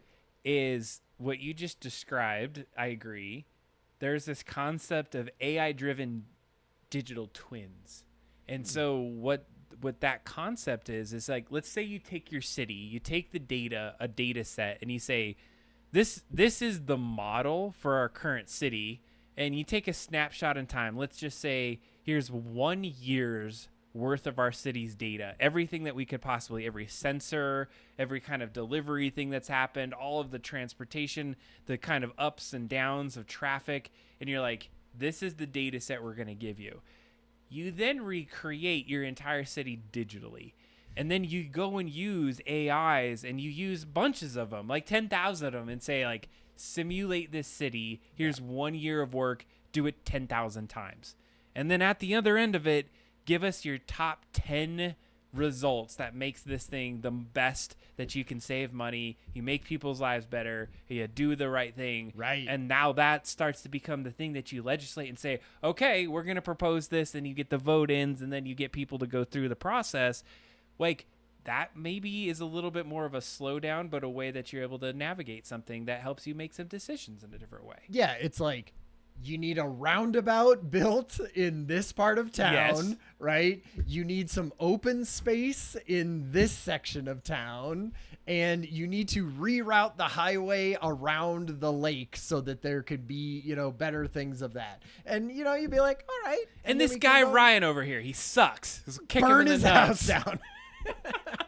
And then the whole entire community comes over my house and goes, the AI told us that our lives would be better if your house was gone. You're purged, sorry. bro. That's it.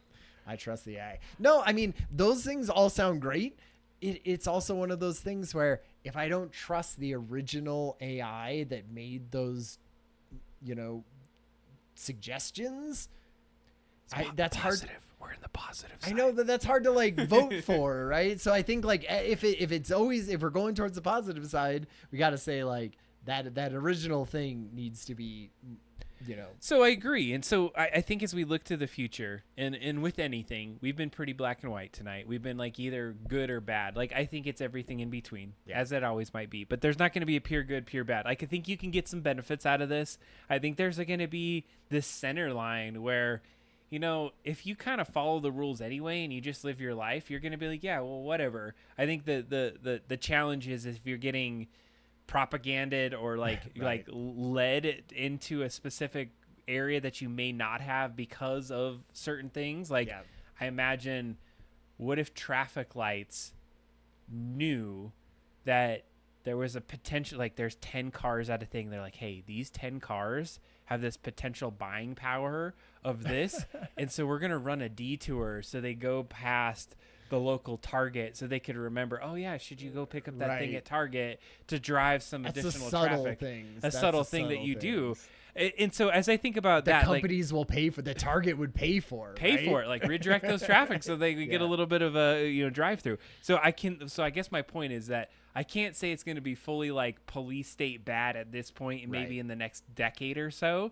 But is it going to be really great and altruistic? Like, oh yeah, of course we're going to fix this intersection so this traffic it suck and you can get to your house 10 minutes earlier or whatever.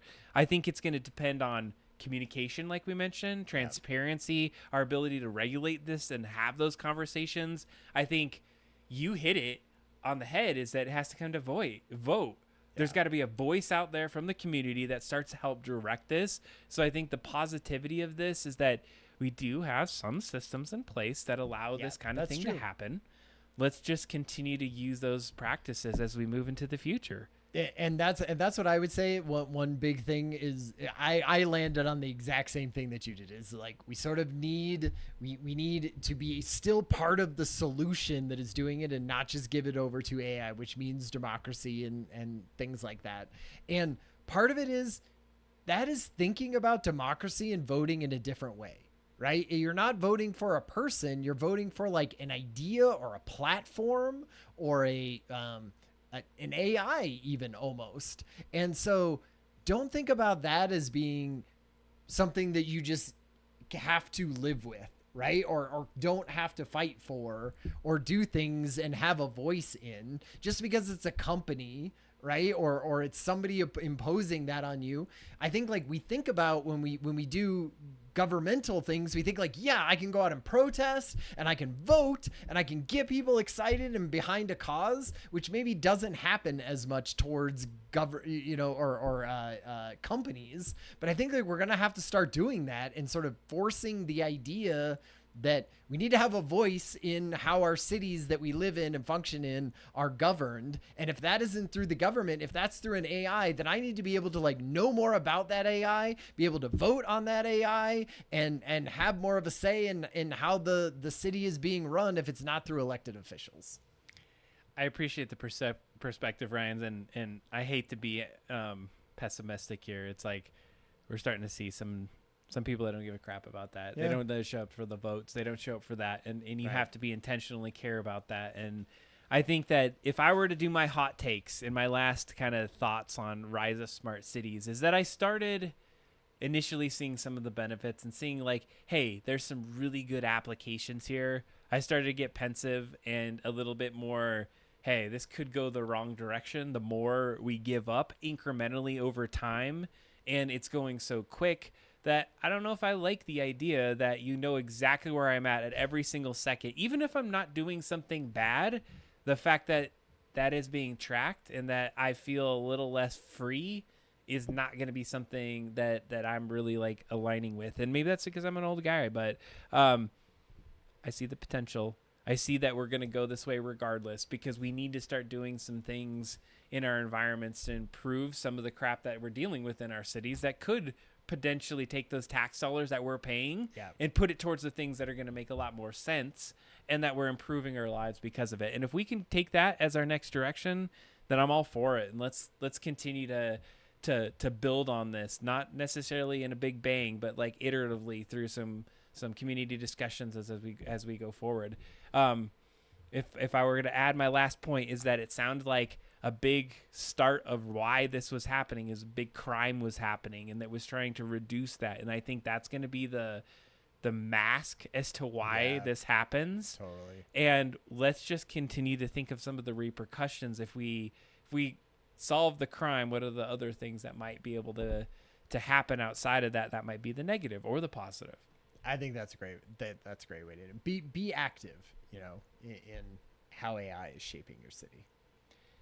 Thanks for joining us tonight on the Rise of Smart Cities. If you have any questions, thoughts, let us know. Join us on our Discord. We always have conversations. You'll see this. And if you're listening on the Spotify, thanks for joining us today. Yeah. It's really good to be able to do these deep dives and think about where we're headed in the future. Amazing conversation. Thank you for picking this topic, Adam. It was fascinating to research. Absolutely. Well, as we transition for tonight, I think AI, we did not intend for us to constantly talk about AI, but it's such a fascinating and broad topic. There's so much that's been going on. I like that the rest of our show is probably not going to talk about AI as much. I am. Oh, you're going to talk about AI? Yeah. Did you use AI for something? I did. Ryan used AI for something. So here's the question. I know you got to go to the restroom. I do.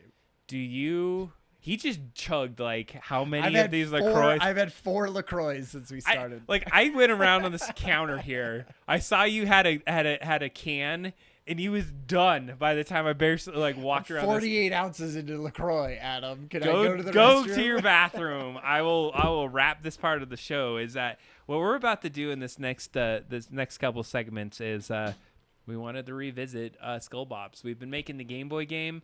We take some diversions. I've been doing some vibe and voodoo coding all along. Ryan and I committed to doing a little bit with the game tonight. So Game Boy game, a little bit more analog. It sounds like Ryan's doing some AI work for it. I'm excited to see what he's accomplished. We're going to do a little transition segment. We're going to get over into our main lab area where we can start to look at what we've been working on. One of the big takeaways is we have a gentleman that we hired out of Canada. This gentleman by the name of William. Really appreciate the collaboration because Ryan and I are not the best in terms of building sounds and ideas for the soundtrack for our game. And so we were able to hire William to work with us to develop some soundtracks. So we had, and you've already heard if you've been on the show, one of the soundtracks that landed in the January timeframe for the open intro, our theme song.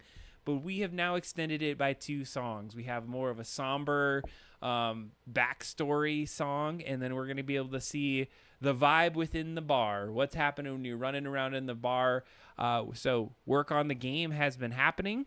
We're really close to having, I think, our Game Boy game buttoned up to the levels that we were hoping. You know, a really good story arc. We have a couple levels that you can work with. It's something that's really important to see. So thanks for hanging out with us, Origami. Yeah, thanks for hanging out. Always fun. Before you go, if you want to hear the audio that I was talking about, it is currently live on our itch.io. You can go and check it out. Listen to this audio. I'm really excited to talk about it and show it off for tonight, Ryan. Are we going in the other room to do? I think we are. So I just want to make sure we were ready to go. So Ryan, if what I was just explaining is a little bit about some of the work that I've been doing with the audio, if you want to prime everyone up for just a little bit of a sneak peek of what you're going to do, okay, sure. I'll go get us in the other room and make sure you turn your mic off before you walk over there. I will. So my side of working on the game was something, you know, we had talked about last time. We were like, oh my God, we got to do something. We just like got to do something towards the game. And like Adam, I hadn't worked on it in a while. And so I was like, okay, what am I going to do? What am I going to do for the game? And I remembered that ChatGPT had come out with their new like video and image creation, that it was doing better, that you know, people had really loved it. And I was like, man, I haven't really like tried it for some of the stuff that we've been working on. Notoriously large language models who are doing images, not necessarily great at sort of pixel art, but did some things, tried some stuff this last weekend, and you know, got some cool results that I'm gonna talk about. It's funny, I did some preliminary drawings of this at a fundraiser for trail improvement at a hot springs. And so there's a hot springs that's just sort of like an hour, you know, south of my house. And I was like, all right, a friend of ours got invited to us, and they were like, oh, they're having this thing, and it's going to be all this like chill music, some kind of chill music. And you sit at the hot springs and you pay a little bit to get in, but it goes towards trail maintenance, and they're going to have drinks and they're going to have food, and it's going to be this whole big thing. And so we went, and it was amazing. But a lot of it, like, I mean, we were there for like 6 hours or 7 hours. And I'm like, I'm not sitting in a hot springs for 7 hours. I'm going to die. And because it was already hot, you know, you showed up at like 5 o'clock, it's like 90 degrees out still. And so I was like, so my wife and I were, you know, we bring sketchbooks where we go. And so we're like, all right, we'll just sit here and draw. So I was able to do some drawing for the game, which was fun, and just be able to like chill out. One of the neat things, so, it didn't necessarily sell me on the trip, but I was learning about the music that they were going to play, and it was a DJ doing something, but they had this, I can't remember exactly what it's called, but like they had these speakers set up in a 360 degree, pointed inwards in a circle.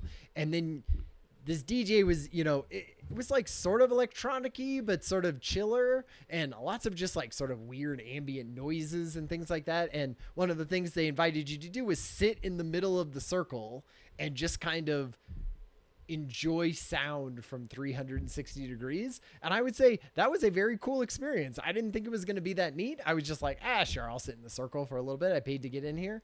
But man, I was like, ooh, I could see like meditating or, having something really like, I don't know, something very specific kind of music that you would be really into, or that would be like help you get into some kind of meditative state.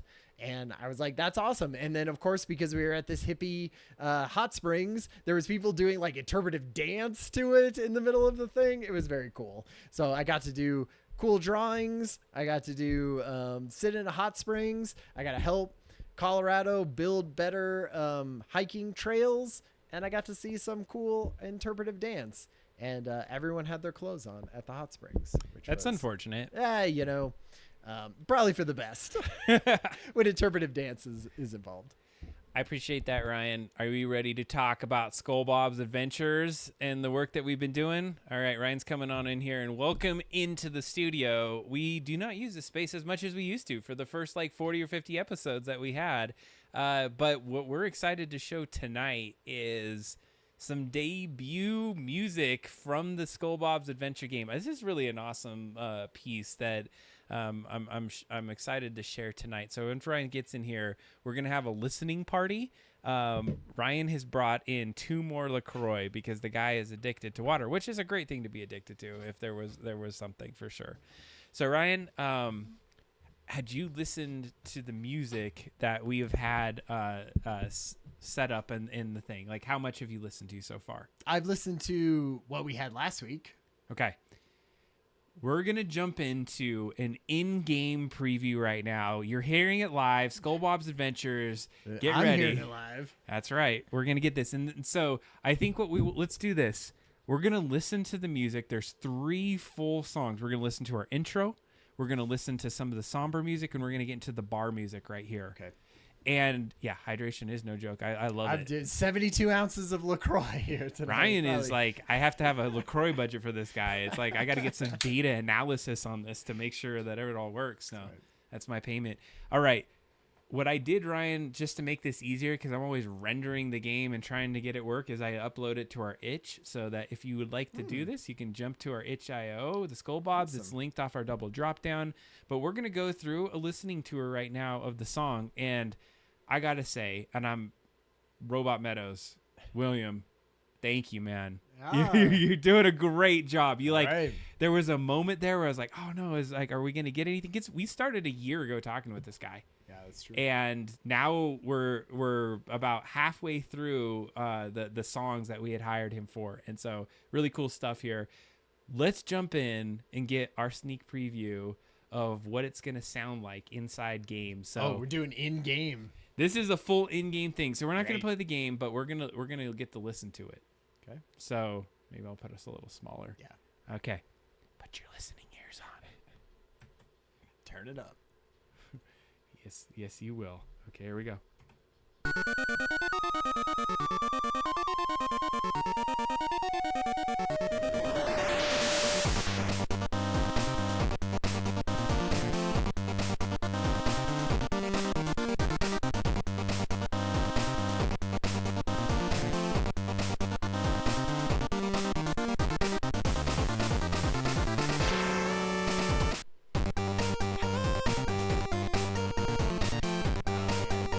It's a vibe. I love it.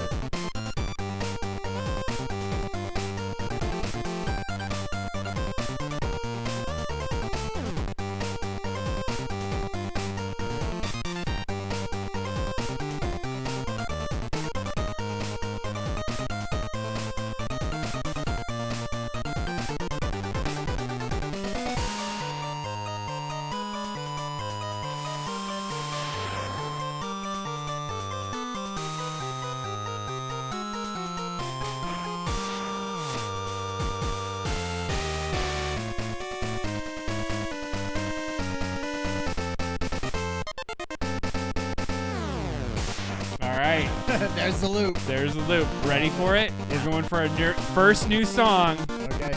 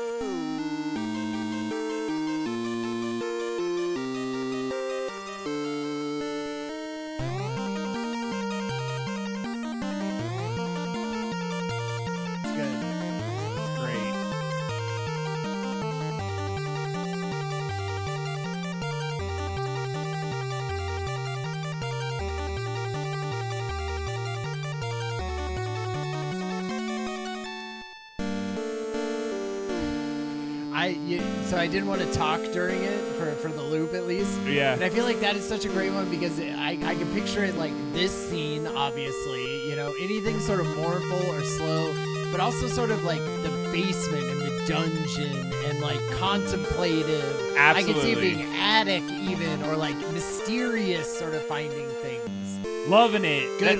Love a song that can get used in lots of different, like evokes a lot of different places and times and emotions.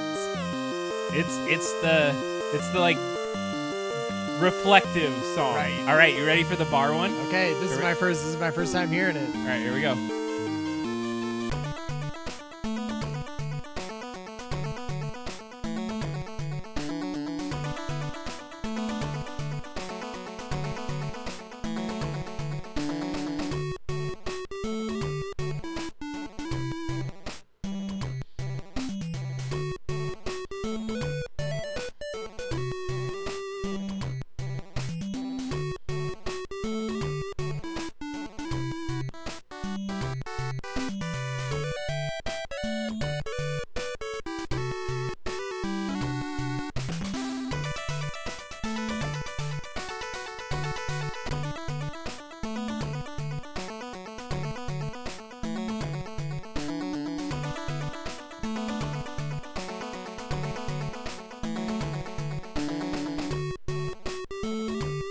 There you go. There's the loop. Nice.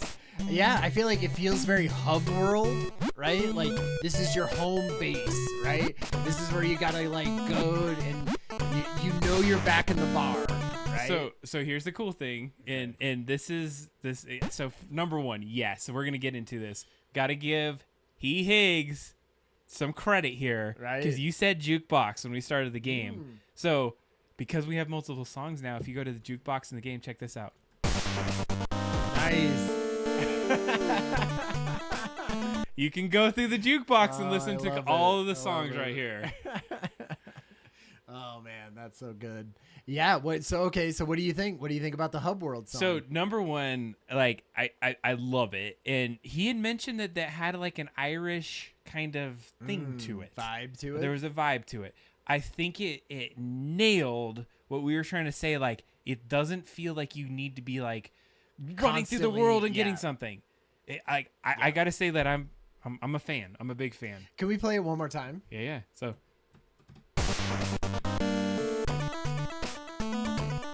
Okay, I want to show you one thing that can happen, and we're going to have to do this. If I hit jump, it mutes it.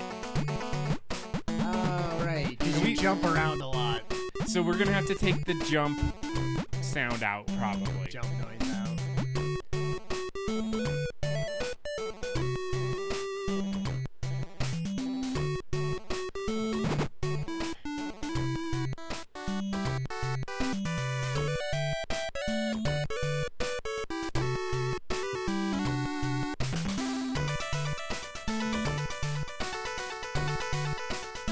It's like different enough, you know, that I feel like it feels not boring in the background to have.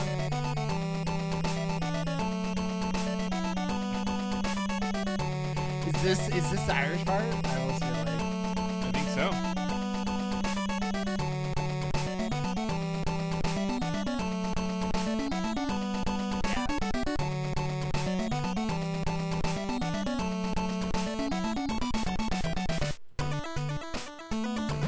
All right.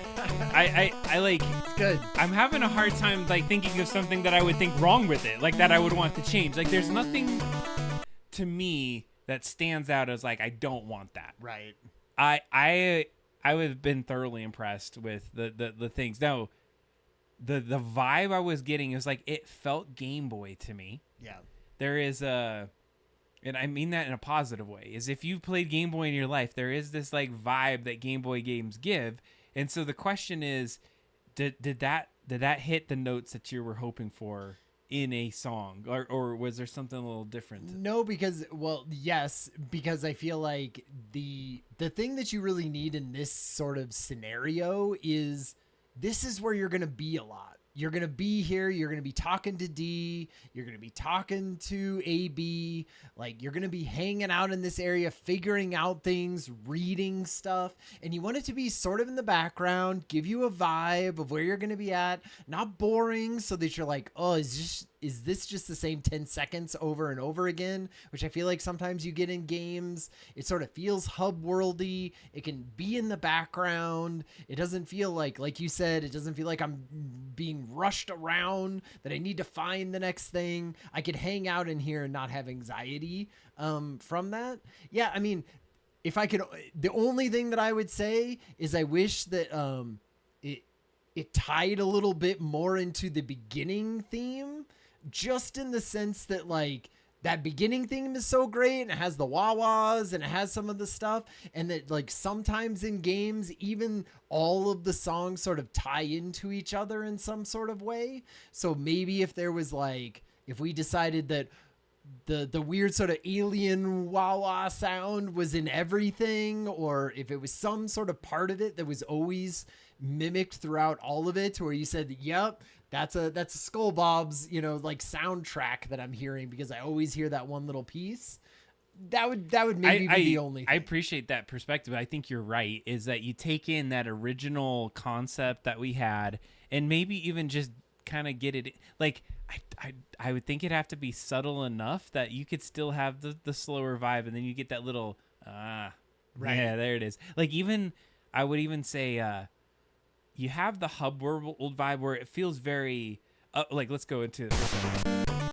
Let's see here. This.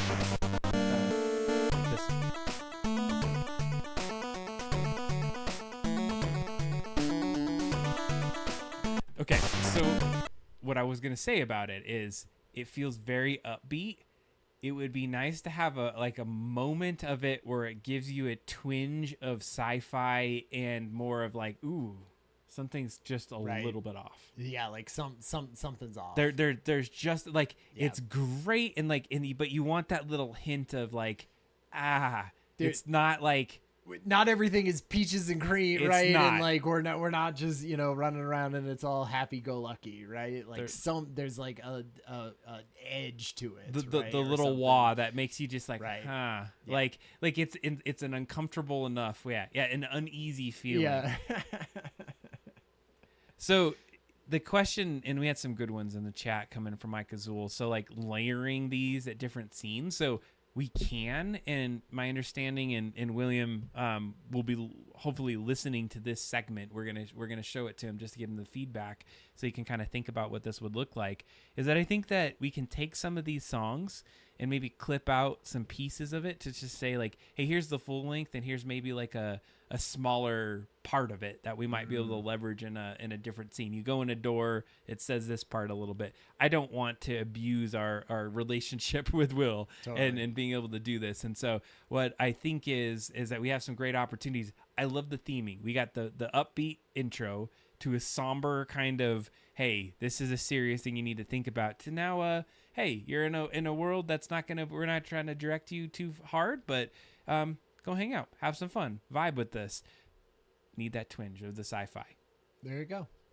Make it uneasy. I feel like I loved watching you run around, while it was happening and everything. I feel like that helps as opposed to just like listening to it on its own. Like, it's going to have visuals, it's going to have jumpy sounds or perhaps, but yeah, that was my only disappointment, and that's a constraint of a Game Boy, and we can't get around it. So I think the best way is that we focus on, I think the music really adds to it. Yeah. And maybe, because right now, at least in my headphones, the music is loud, is like pretty damn loud. But like, I imagine in the game it'll be softer. Yeah. And so maybe when it mutes every time, like as it's doing, maybe that won't be as obvious, because it'll sort of be in the background slightly more. It is in any system you do it with, unfortunately. So I want to just see how far the music plays. I couldn't remember. That's cute.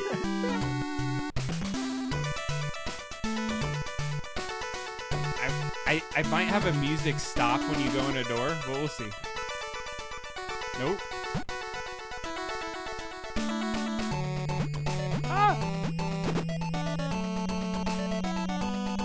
So then now I think it would switch to the other music, The right? somber the music. somber music would be here, or maybe here. It could be like a little bit Here. more mysterious. Right, like here, I think would be.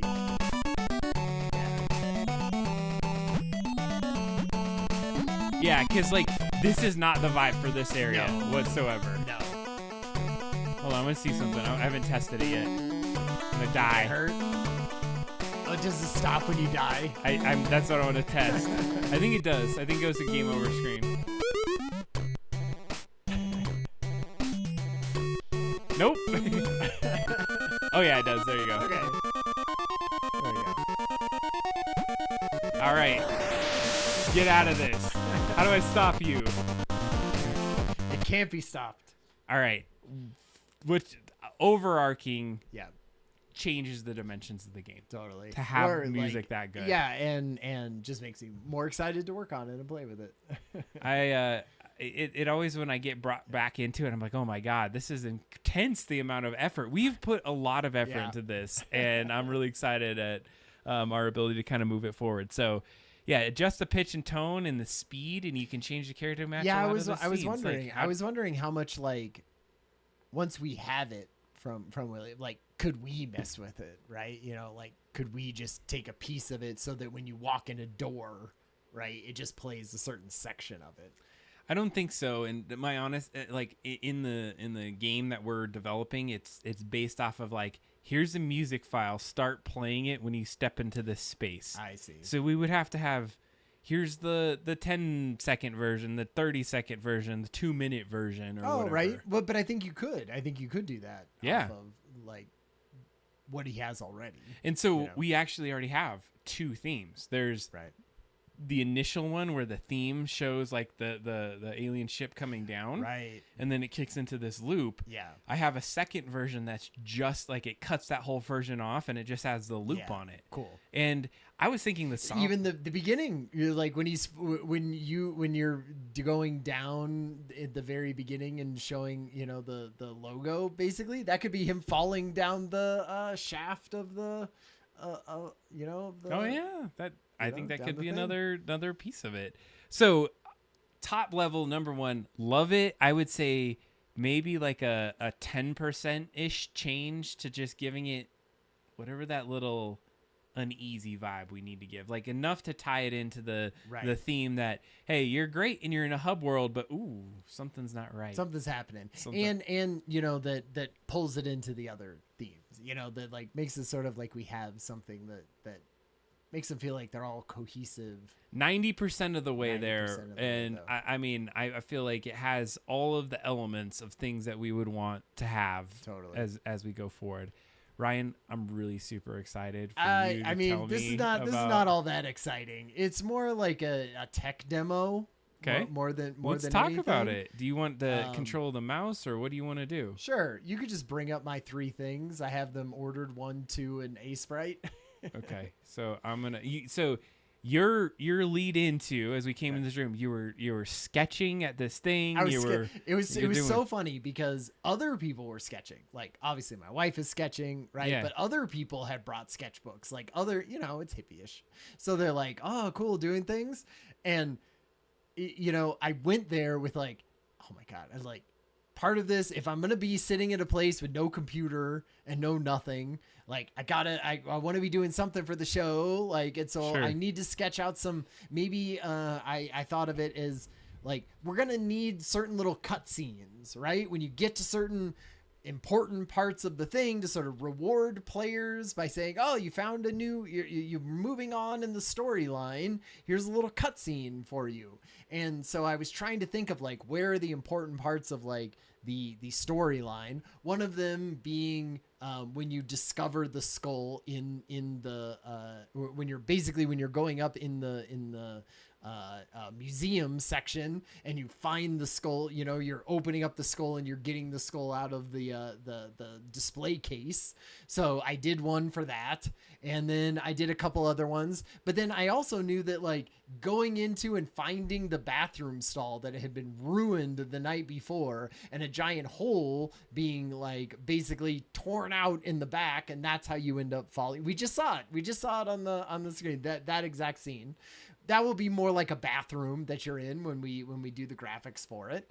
And so I was like, great, I'll draw like a screwed up bathroom, stall with a messed up toilet and a hole in the back. And, maybe the door is torn off or something. Just like, I wanted it mostly to be like, oh, something is really messed up. And obviously this is a quick sketch, I had done other ones, but I was like, this one's sort of fully fleshed out a little bit. It's just a messed up bathroom. Like, and we needed it to be simple, right? Stuff on the floor, thing torn, door torn off. So I was like, okay, so what I would normally have done at this point, and before, even ChatGPT of 2 months ago would not have been able to help me, I would have taken this into Sprite and I would have had our 4 layers of Sprite and been like, the 4 layers of colors that you get for a Game Boy background. And I would have painted over the top of this and sort of done it. Well, what I've been trying to do since the beginning of this freaking project is get AI to help me a little bit with that. And I had been doing this exact same thing, uploading images, make this into a pixel thing. I've been trying ChatGPT, all the different things. I bought credits on weird pixel sites that claim to do things like this. And I was like, I couldn't really get it to do any of that.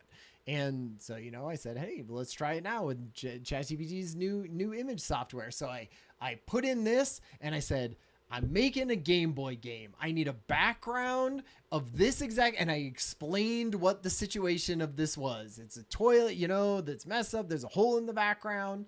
And I said, only use these 4 colors. And I put in the Game Boy colors into it from the GB Studio site. And this is what it gave me off of the top of that. And like, pretty damn good, I thought, when that came out, because if you've been following the show at all and you've seen previous versions of stuff like that, it really fakes pixel art. Like, pixels aren't square. They're all over the place. There's half pixels. There's stuff blurring into it. It's the 6-finger thing of pixel art, is that it was not, it just doesn't do it very well. The pixels aren't even. They're not spaced the same exact size. But this, on the other hand, I was like, that's pretty good. I can work with that for sure. So what I did then is I made an Sprite file and I said, here's the 4 colors of an Sprite background, and I said, import in this and only use those 4 colors. And it didn't do it perfectly. For some reason, and maybe this is something that I'll have to ask an AI about, or people on Reddit or something. Every time I bring in, because I've done multiple of these, this is the one I want to show off that's the most done. But as I brought in stuff, it never uses the lightest color. It just doesn't use that at all. So I sort of went in and painted in some of the, that. And I went in and sort of filled it in. In the original one, if you look at the original one, there's sort of more dark behind the back of it. I wanted it as if the wall, not that it was falling into a hole, right? It sort of looks like, there's too much dark behind it. And I wanted to seem a little more crumbly, and I wanted some more pieces on the ground. And then I also want it framed sort of cooler. So I went in and I added things. Oh, and I wanted it longer so that we could sort of pan up through the thing. So we would start low and we'd be like, oh man, as if you were looking down and sort of glancing up and be like, what the hell happened? So then I was like, it won't be static then. So I sort of, that was my artistic editing and contribution, was basically going in, if you switch back to the Sprite version, that I made it longer. I sort of fleshed it out a little bit more. I added the white highlights. I kind of, I just sort of added the extra touches to it so that you could be brought it up. Now, I don't know how many unique tiles this is. I was gonna say, where are we at or with things that? like that. I didn't test that, so you could go to a thing and test it right now if you wanted to. It should tell you too. But I did try to sort of line up the brick a little bit so that those would be not all unique, and then the floor, I was gonna add more junk to the floor. Yeah, this is not pixelated poop. on the floor. Yeah, I was, I didn't know. I thought maybe it was sort of just part of the toilet or sort of part of the back was there. I had pieces before that were darker like that, and I was kind of like, it does sort of look like poop on the ground. It looks great. And Yeah. I love that we have these little vibes. And if you have a methodology now of how to, Right. like, I love that we started with the sketch. And I think that's an important thing for some folks to kind of imagine is that I think we got some flack originally from some of the work we did with AI. And this is an example of like, we're not just ripping off and just saying, AI, give us this thing, but you went and you built this. Like, if this is where you started and you fed it to AI and then just like digitized it, then that looks amazing.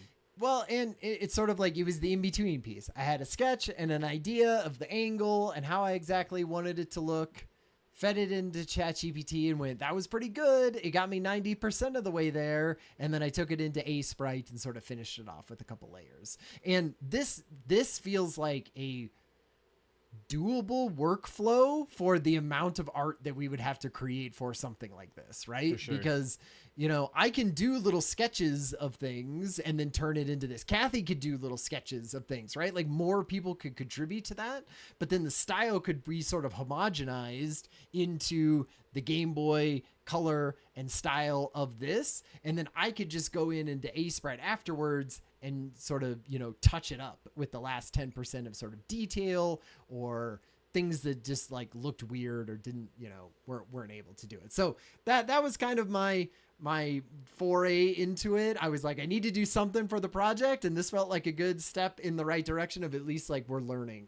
I was definitely learning during this spot. We held each other accountable. Yeah. We did the things. Right. We contributed to the game. Yeah. It's no longer back in January. I would say that we did do some test-ins and looked at like how things were going since then. Sure. Waiting that long to get back into that took me a moment to reacclimate to how To how am GV I going to Studio. put music into this? I had to take some time to really figure out what that looked like. I bet it did. So, seeing new art and seeing new thing. I know you have a new hot project, your new vibe coded project. My voodoo coding. The board is taking over your life. But do you think you can fit the game and the board into your same? I think I got to a point with the board where I feel like I got a good point where I can share it now. I'm going to get some people testing in it, and I'm not going to feel like I'm hot and heavy to try to get a minimum viable product. Yeah. I can like switch my gears over to doing this a little bit more. And I'm really excited too because I think we want to close this story arc. We've had this on our agenda for 15 years for Adam to make a Game Boy game because he loves Game Boy so much, the favorite console. 2, like the Skullbob's storyline that we have like wanted to be telling for forever, and we put so much effort into it and so much like time and dedication and music and just blood and sweat and tears that we got to finish it out. I think what's cool is that we're close. We have like a couple levels. We got some art we need to integrate. We have the full Boston story. If you play it right now, you basically got what if AB ends up with D? Hey, spoiler alert. Yeah, right? Come Exactly. on now. You don't know what's going on right here. What if AB was actually D's father? What? Now you're blowing my mind. I know, it's nuts. What if AB is actually D's son? Okay, sorry. But anyways, I definitely believe that we're past the bigger hump. What if Decker never died and AB was Decker? Oh my God, the conspiracy theories. I love it. Let's keep it going. Okay, sorry. I just thought of that one. I just thought of that one. I had to shout it out. What if AB is actually AB? What if AB is actually D? Oh my God. Oh shoot! Actually, those are some good story arcs. Now we got to figure out which ones Yeah. we're gonna work. It's done here on live on the Hangout. Thank you. If you have insights or other things you'd like us to see to do, I think the cool part we've done in the game, if we can just do the recap, because it's been 6 months, is that right now you drop into the game, you get to do some basic platforming, adventure style puzzles. It's a mix of all of it. It's probably our way of saying like, hey, how can we try out a bunch of different methods of gameplay, and what's going to be the one that sticks with us. What I'm really excited about is that with the vibe coding, voodoo coding that I've been working on, and some of the work that we've been starting to see in the advancement with AI, is that I think that as we wrap the Game Boy game and we can say, finished product, we got a good story beat here, is our next project builds on this. Right. We talked about doing some stuff with Godot. I'm very excited, and I think even with the vibe coding I'm seeing with Claude, I'm like, that might be the only way we are going to move forward with building something that's going to be to the depth that we're trying to create with this story arc that we got. I mean, if there's more coding and parts of that go into Godot, like obviously having an AI to help work through some of that. And the good thing is Godot, like open source, tons of people put out, information about it. So there's probably lots that an AI can bring in to help. I did some of that. I worked on adding elements to it. I built a full game in AI only, and I was like, this helps me think that we have this potential to go forward. Nice. And again, it's also thinking about it not as a ripoff of somebody else, but how can AI be an assistant? Yeah. To help us as we go forward and create things that we would never been able to create or do by like ourselves. sweet games and apps that are out there that we can leverage. So we have what, 15 minutes. Do we want to give this who's out there with us today? Do we want to Ryan's already got it out. He knows what he wants to do. If you're with us right now and you hang out, we're gifting you something. We're gonna play some Jackbox. Get everything out. Quick Jackbox. All right, which one are we gonna play tonight, folks? What's on the agenda for the evening? What do you think? I don't know. There's a lot of options. All right, I'm pulling out my Jackbox TV, and then we're gonna get over to it. So Jackbox TV, folks. Do we get somebody who wants to do this? I don't know. Are we gonna need enough people? That's always the question. Can't just be you and I. That'd be lame. We're going to try it, and we're going to see who joins. If you're not going to be in the chat to let us know, what I'm going to do is change over to our layout. Look at that. Like a pro. I haven't been back here in a while.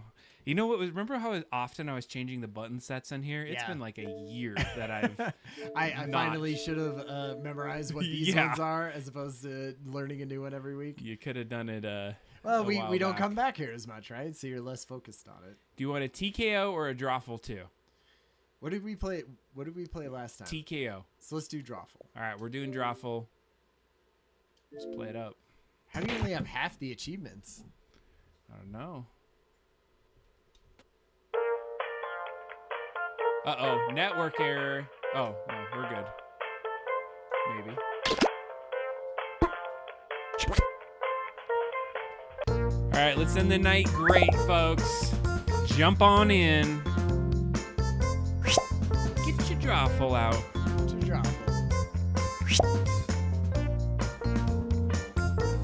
People been waiting for this. They knew it. They wanted it.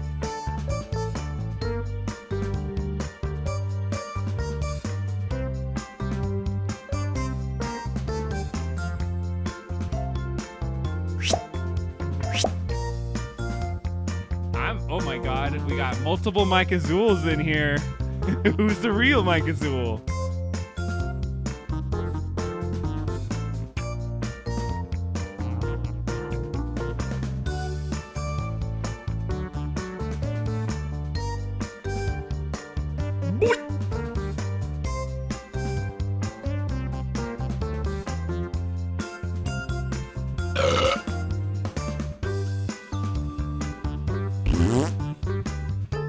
Hello! Nice. Loving it, folks.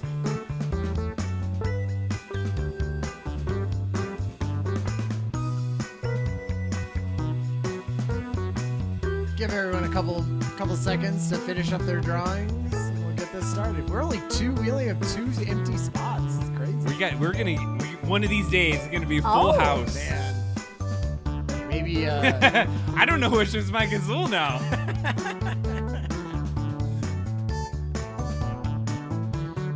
All right, Becky, I'm looking for something really epic here. It's gonna have to be epic.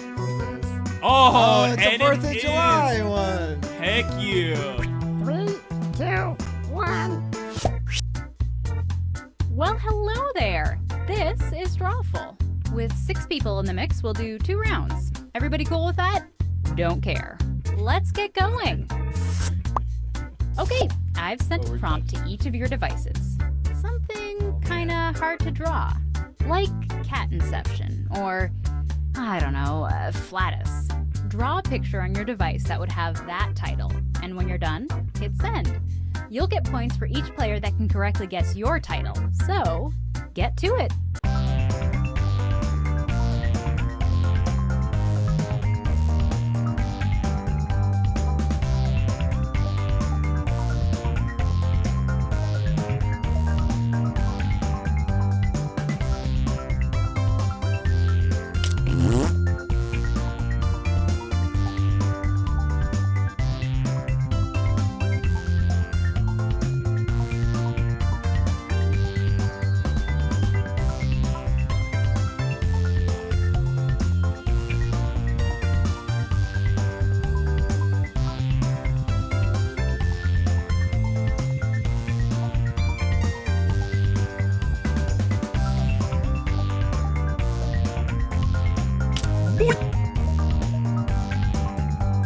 Oh.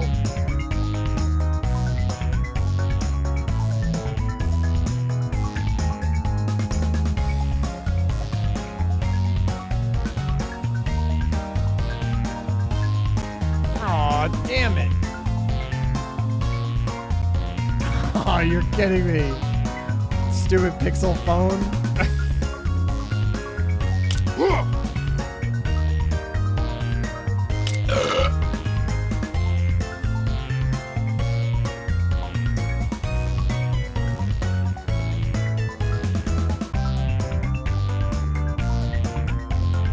Ryan just cleared his drawing on Yeah. accident. Uh-oh. Only 30 seconds left to finish your drawing. Maybe you should just hit send Ding. now so you don't take too Ding. long and miss your Ding. chance. Ding. Ding. Ding. Ding. Ding. Ding. Ding. Ding. Whoop. Whoop. Whoop. You better go, buddy. Oh, good. All of you got your drawings in on time. Let's see the first one. Drop the DV on Adam's new app. Use your devices to type in what you think the real title for this picture could have been.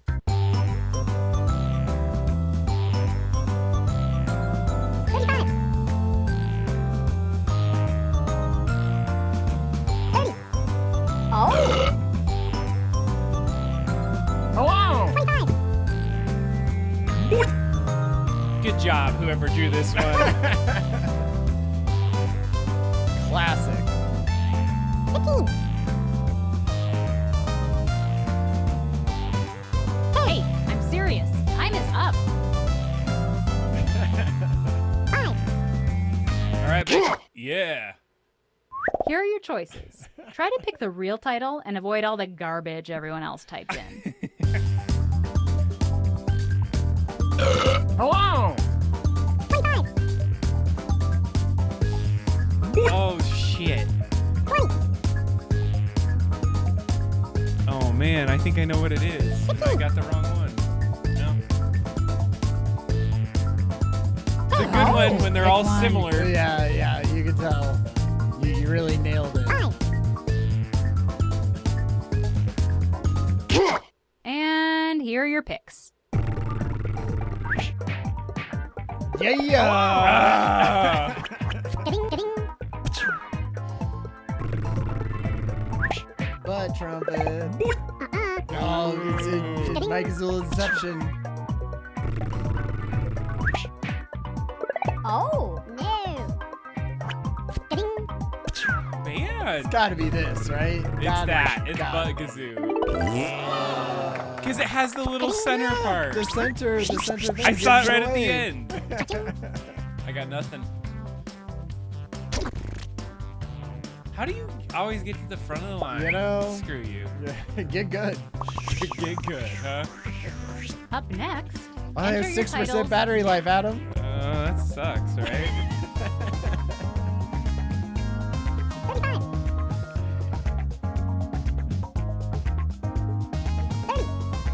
Wait. Am I not? Okay. Oh, I'm locked out too. I'm locked out. I can't use this cord, Adam. Sorry. Come on. Typing time is almost up. Yeah, I'm locked out. What the heck, game? Oh man. Didn't mean you have to take your phone apart. Here are your choices.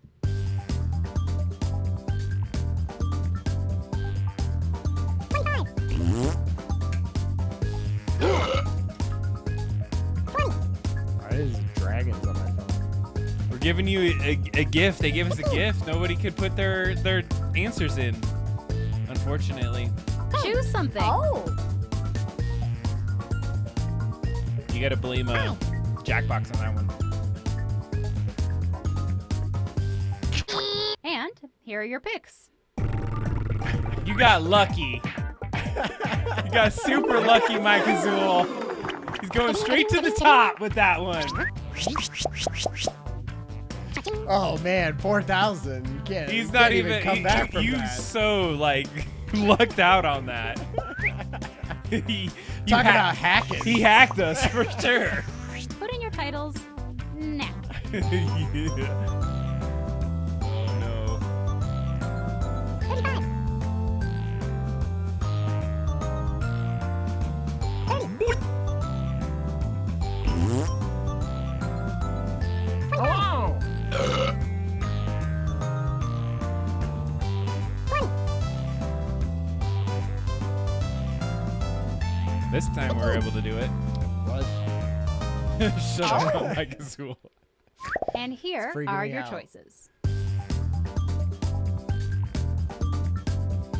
Ooh, this is good. 25.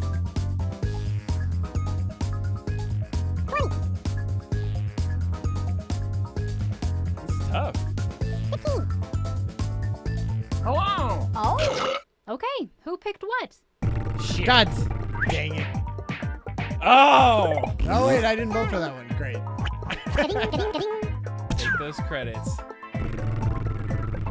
Yeah. Yeah, you know, they would have had little dots on them. They hit right there. On the floor one? Yeah. Yes! Cheating at cards. 'Cause you threw one on the ground. That was my second thought.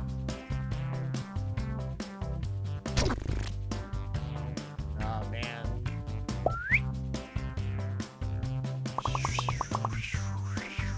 All right, let's do another one. Okay. Damn it. What's up? 35. Oh, shit. I can't type in anything. Boo. 30. Can we reconnect? I don't know. 25. It's clearly a challenge with the servers tonight. They're trying to gift us. Yeah, I'm locked out too. Locked out. Man. 15. I think this is a way we can formally make some complaints Hurry up, towards the people. Jackbox Just Also, Corporation. if I don't win, of course, there'll be an asterisk next to whoever does win.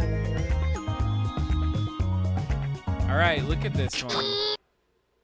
And here are your choices. 25.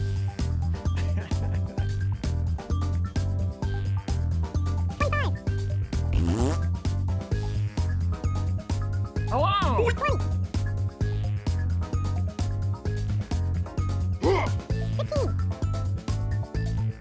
Too easy. I feel like, you know. Oh, come on, pick one. I don't even want to pick the right answer. Hey, come on now. I mean, you got See to. what people but- picked. Oh my goodness. No, sir. You get it, right? Oh my god, no! People are. Okay, There we go. yeah. There we go. Heather, if you did not get that, I was gonna be so mad. I like him throwing the beads or whatever. It's pretty good. 3,000 points, huh? I'll take it. I'll take it. I was at the bottom of the barrel. It's so easy, rude. And now, this one. Oh, this was great. This is a This is my hurried in the last 15 seconds video damage. Did get the first time, I got it the second. Love it. 25. 20. It's like if it's every other one, Oh, you don't Right. get the votes. You don't for get to it. vote. come No on. captions on Typing every time other is one. almost up. 5.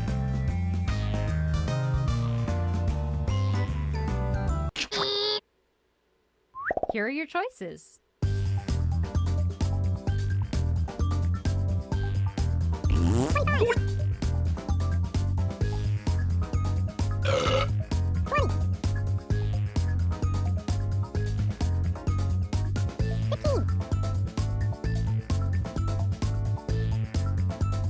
Select an answer.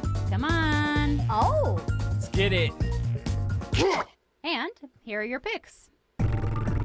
Good job. I know that would be good. Good job. Ding, ding. Ooh, Oh. Sorry. it does have a hibachi feel. You know, but that's like a tray. You know, it's like you knew it, so you knew that you didn't have the. I was like, yeah. I'll take it. Where's my streak? Yeah. There's an asterisk on this, I agree. And now, another drawing. Oh, good. Switched up. 35.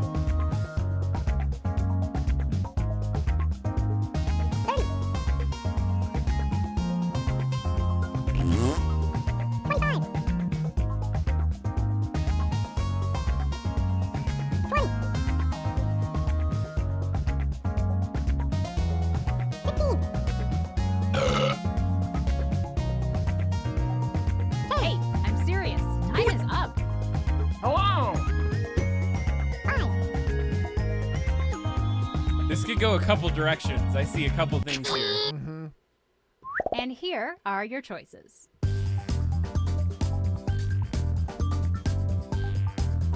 25. Oh man, some similar ones. 20. 15.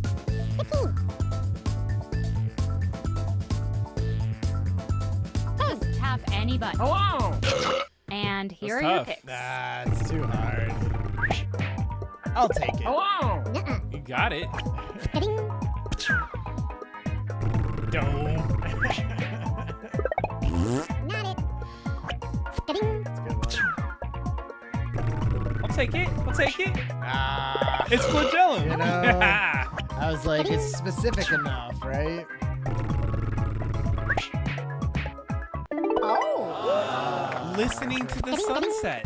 Oh man, I that's thought tough. that's what it was. It's tough. Cha-ching. How do you listen to the sunset? It's hard. Adam, killing it. All right. Your next round of Asterisks. drawing prompts are ready to go.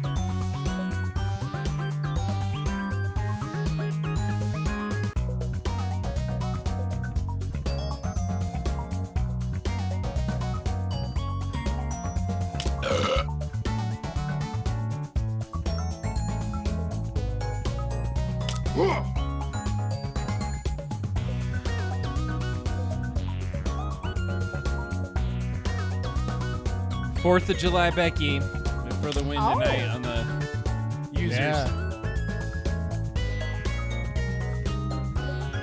30 seconds left, y'all. Come on. I know what you're drawing isn't that good or important. Let's go. Ding, That's right, Ryan. ding, Talking to you. ding, ding, ding, ding, ding. I don't know. Okay, let's God take a damn look it. at your artwork. You really put your heart into these. I do. Type in a convincing title now. Do we get to? Okay. Yeah. 35.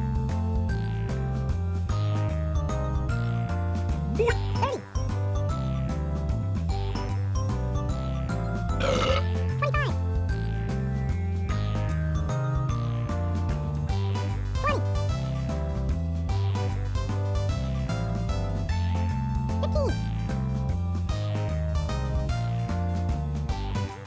Hurry up, people. Oh. Type something in. Okay, here are your choices. Dang. Ooh, there's some good ones in there. Oh. 20. Oh, man. 15. I don't know. Yeah, I'm very torn about this one. Oh, come on, Good. pick one. I Good, like. good, like ambiguous enough or like simple enough drawing that could have lots of different. It's good. Okay, who picked what? Yes. Dang, got two. No. Got two. Ding, ding. Man, killing it this round. I'll take it. I'll take it. I'll take it. I needed that. I needed some points. Yes, you did. Wow, what is it? Oh, I put Snapchat. What? I put Snapchat. What the heck? You put it? Did it deny I it? don't know. I put Snap. I marked Snapchat. I thought My Snapchat thing. was like creative. I gave it upvotes for it. Let's take a look at our next drawing. Oh no. Oh God. 35.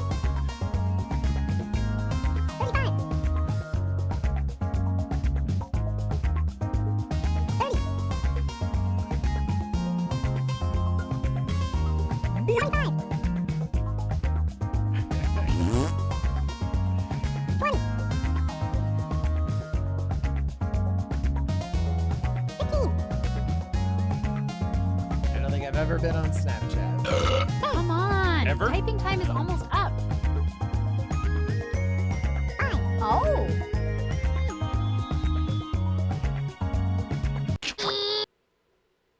Here are your choices.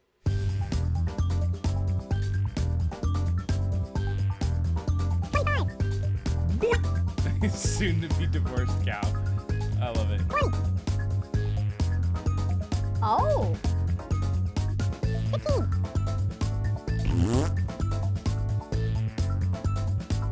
Just pick one.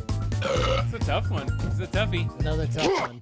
And here are your picks. You're welcome. Ah, Oh my god. man, good I one. am raking it in on that. Good, man. $2,000. It's pretty good. It's a roughie. Oh, and I got You it? got it too, man. Oh, Man, you're I'll take that. blowing up. $3,000. Streak too, right? Damn. Right. I gotta do a massive comeback here. Yes, you do. Okay, the next drawing. I feel guilty with that. Now I'm feeling good. 35. 30. 25. 20. Oh. 15. Quick, type in anything. And here are your choices.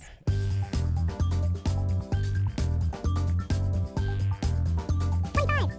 Oh man, this is tough too. 20. The meaning of life. you get my upvotes. 15. an answer. Oh. And here are your picks. Another yummy taco. Ding. And yummy taco.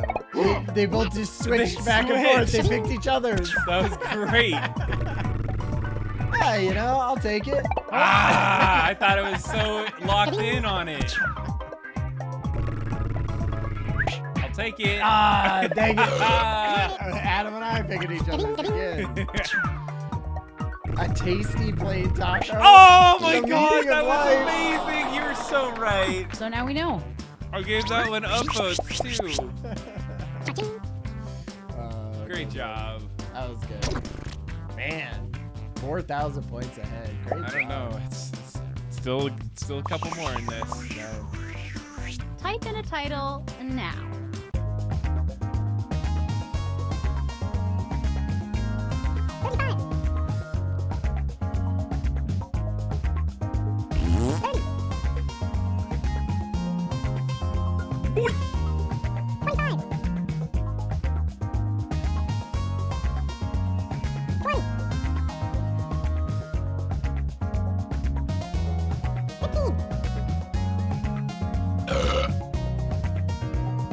Hurry up, people. Just type something in.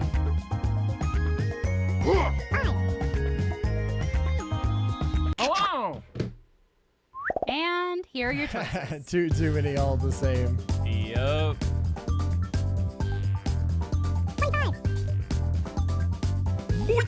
Hello. Okay, who picked what? Yeah. Man, every time you got my number. Damn. Ah. And I got your number. Damn. We're good. Good wavelengths. Yeah. I really wanted to pick that one. I almost picked that one. Oh man, that's great. And I owe it all to you. Good job. Oh man, did I pull him in front of me? No.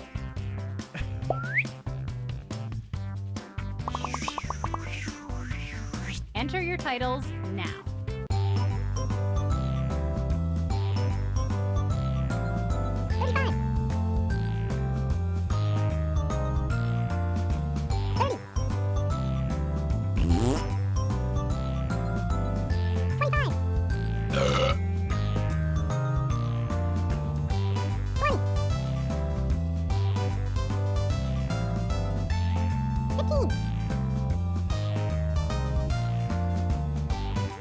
Come on, typing time is almost up. Oh. Hello. And here are your choices.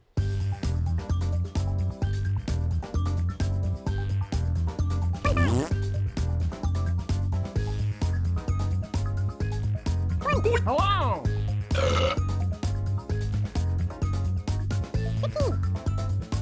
I can't tell if that's no ring or mo ring. Oh, right. Got And mo they ring. did that last? Like, did you Oh. notice when And they did here the are your drawing, they did picks. that part last? Yeah. Damn it! Every time. All right, hopefully you get mine. That'd be hilarious. Oh, Nice. good. I thought that was for sure. All right. Bad phone. Bad phone.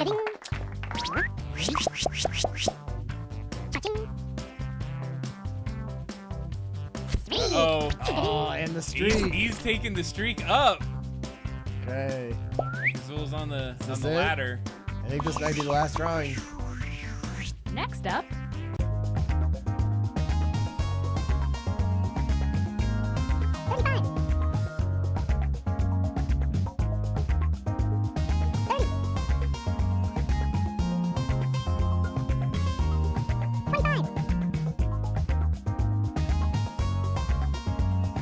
Hello.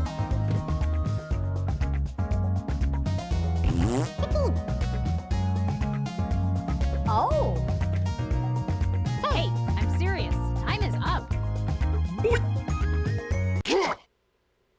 His little Here are your tears. choices. His little tears. Oh my God, that there's was so good. much good ones in this.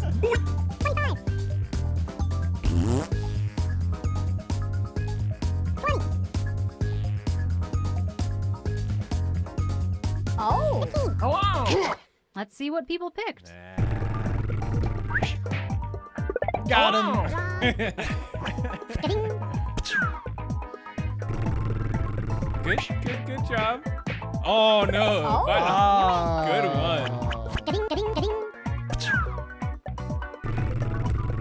There it is. So that There was is. it? There Damn it it. is. You know, those are close. I'm not going to be too hard on myself for that one.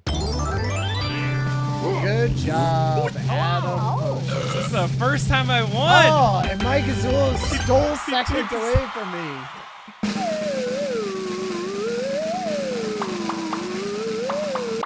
Man. Damn. And most liked. It was an Full Adam. sweep. It was a sweep. Man. Nice. Great job. Heck yeah, That folks. was a good one.